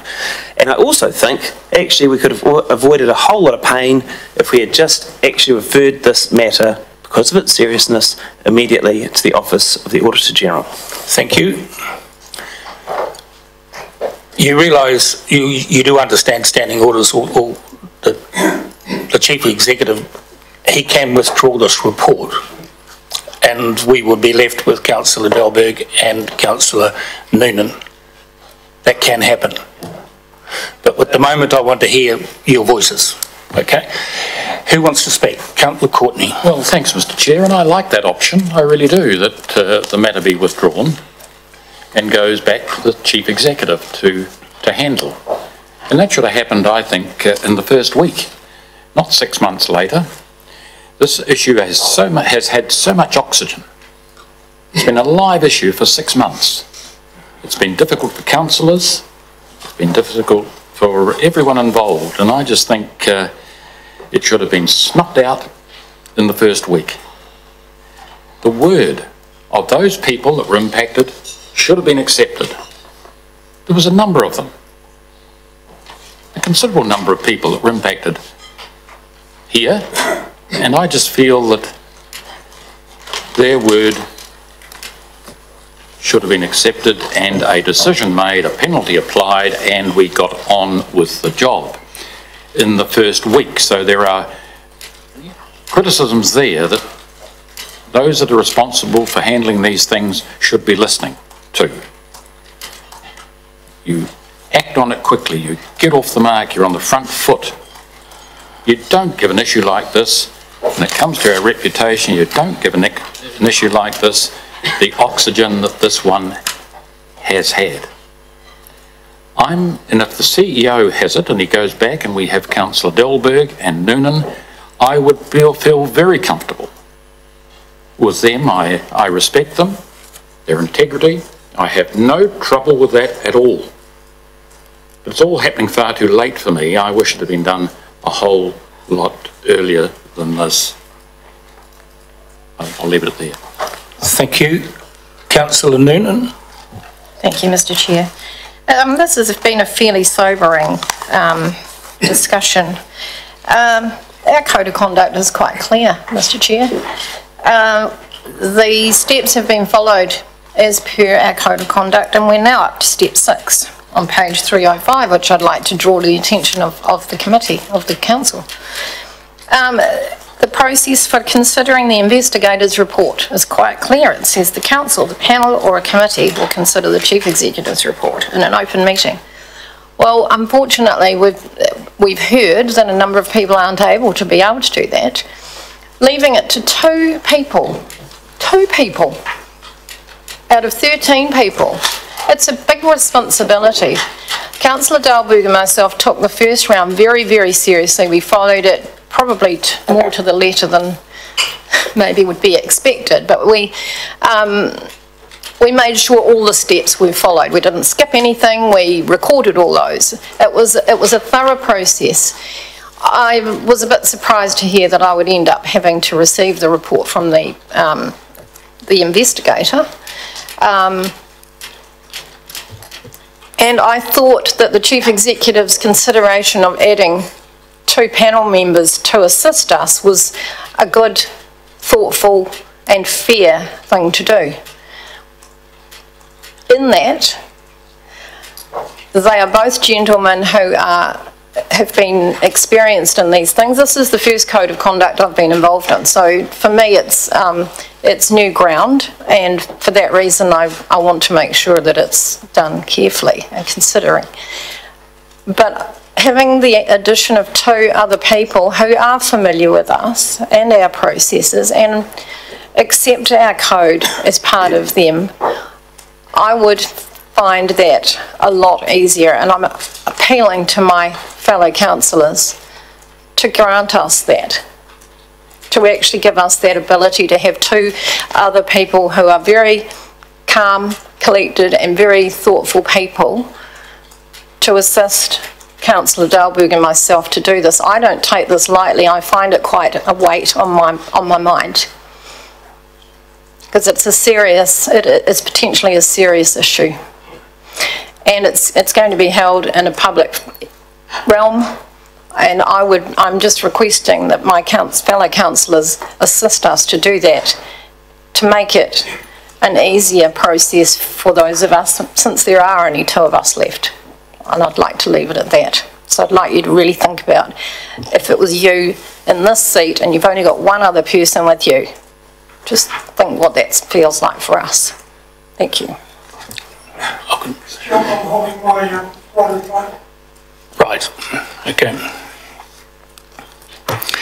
Is there another speaker for? Councillor Walker? Thank you, Mr. Chair. I'm not sure whether I'm conflicted to the extent that I can't make any comment, but I speak in favour of 4 people deliberating on this. I think that it's such an onerous task that we need the expertise of those other extra people to be seen to be fair and give their knowledge. Thank you. Now, can we have someone, you've already spoken, Matt. What is your question? So my question is, given at least 2 code of conduct procedures that have taken place in council which actually failed to deliver, how much faith do people on that panel have that actually it'll do the job it's supposed to do? No, I can't accept that because that's not. Anybody else want to speak against it? Do you want to speak for it? Well, hang on, I need one for against. We've had 2 so far, and then I come back to against. Any other comments from? Right, well, we'll go to Kate. Okay, I'm still in two minds whether to vote for this or against it, but I sort of feel like I have no choice. I concur with Councillor Noonan that my preference is that there are 4 people on this panel to 2, and I do understand that it's a difficult situation for Councillor Dalberg and Councillor Noonan to be in. I guess my earlier questions were around how a process was undertaken to determine who was an interested party and who wasn't, and I felt that that could have been conveyed to us more clearly. Having not been privy to most of this process, I'm not, I don't feel fully informed, and my biggest concerns lie around it being a fair process and that actually being natural justice, and I believe that that relies on the code of conduct actually being respected and adhered to by all members who sit at this governance table. And unfortunately my experience thus far has been when there has been outcomes of a code of conduct, those who should have perhaps apologised, who were requested to apologise, have not done so, and it concerns me that if we are taking this process seriously and adhering to it, then in fact the members who sit around this table should find it within themselves to do the right thing and to adhere to the code themselves. So I'm concerned that we continue, and until we begin to change that culture, we continue to have intimidation and certain tactics used against some councillors. The code of conduct process fails those people, and there's no consequence for those who have taken advantage of their status or their privilege. So that is my concern in terms of the process. I really hope that this panel, I know John Peters and John Murray will be independent, and I also believe Councillor Noonan and Councillor Dalberg have a good sense of how to. I did not intend to in any way suggest that Councillor Dalberg could not put his friendship aside through this process. So I apologise to Councillor Dalberg if that's how he interpreted it. I believe all of us, if we're asked to sit through a process, should be able to put our other issues with people aside. I personally would have preferred the entire process to go through to the Officer of the Auditor General, or to have looked at having the entire council present through that hearing process, because after all, it is, I understood, a code of conduct complaint from the mayor, not from individual councillors in the room. So I'm not comfortable that this is the best outcome, but I accept the Chief Executive's advice that he believes that this is the only course he can follow. Thank you very much. Now look, we've had, is there anyone that wants to speak against it? If not, I think I can comfortably put it now. I was just about to mention that. Bill? Yeah, thanks, Mr. Chair. I've only been sitting in this chamber for 2 years, and I probably am getting a seasoned at actually sitting on these code of conducts. But the question here revolves around this: it's governance, and this code of conduct was actually reviewed only about a year ago. In actual fact, I thought a very thorough process, and I thought Councillor McGurk was extremely good on that, probably the police background, etc., and I learned a lot from that, and everybody was engaged. I think we brought it back twice to make sure that all the councillors were engaged, and made their comments to give this the document that they were all going to adhere to, which then sort of gets that tricky point about setting rules for yourself. How well can you do? In this case, how well did councillors set the rules and following their own rules and code of conducts? That's a challenge, and as you can see from the day, with a bit of a discussion going everywhere, not very well apparently. And my only concern now, they'll now think, the public will think that maybe when we do the ability to set the rules on their behalf, we might not be up to scratch. So that's a bit disconcerting to me. If anyone was to read the Code of Conduct, page 24, process for determining, you'll see straight away that most of the stuff that's been asked about here isn't actually relative. There's only two people that are supposed to know about the Code of Conduct's going on, complaint and the complainant. And the Chief Executives follow this to the law, to the exact ruling.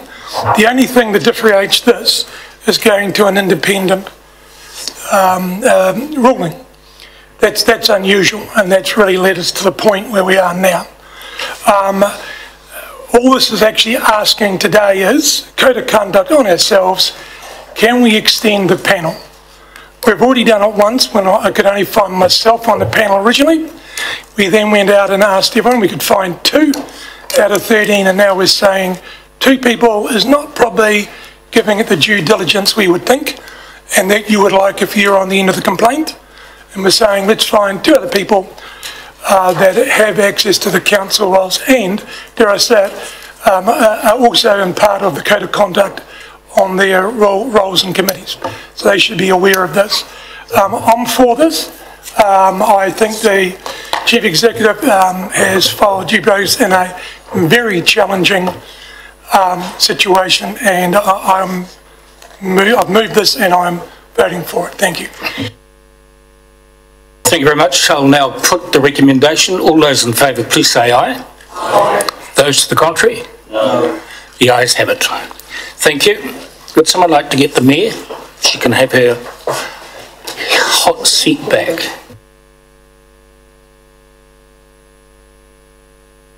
Right. Well.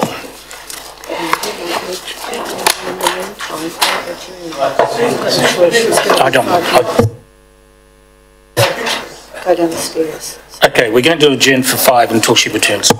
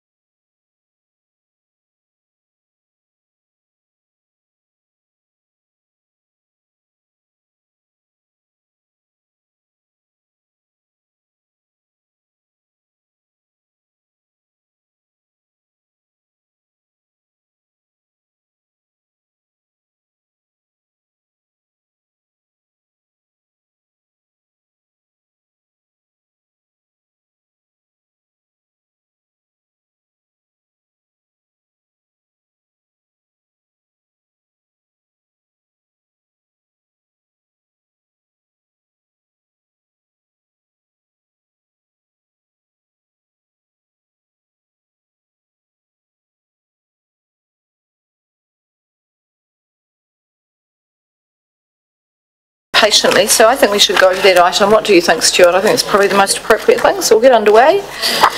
And we are at, let me just get my pages.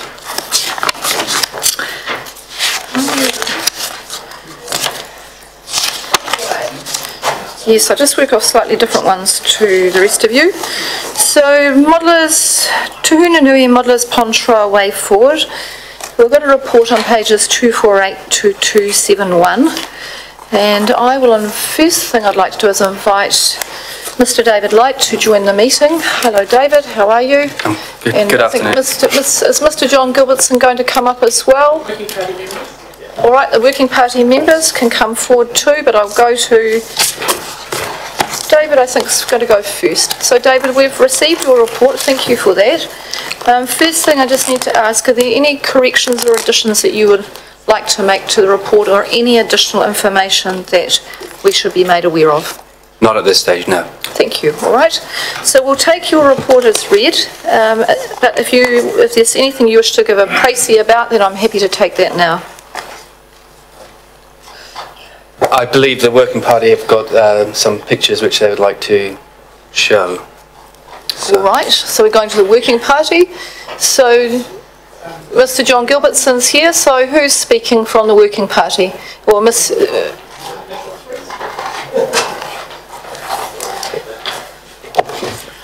be helpful for the meeting if we could have a lead. Mr. Gilbertson, are you happy to lead? Thank you very much. Leading? Yes, please. Okay, so what I've done is I've put together a slideshow because I didn't know how much information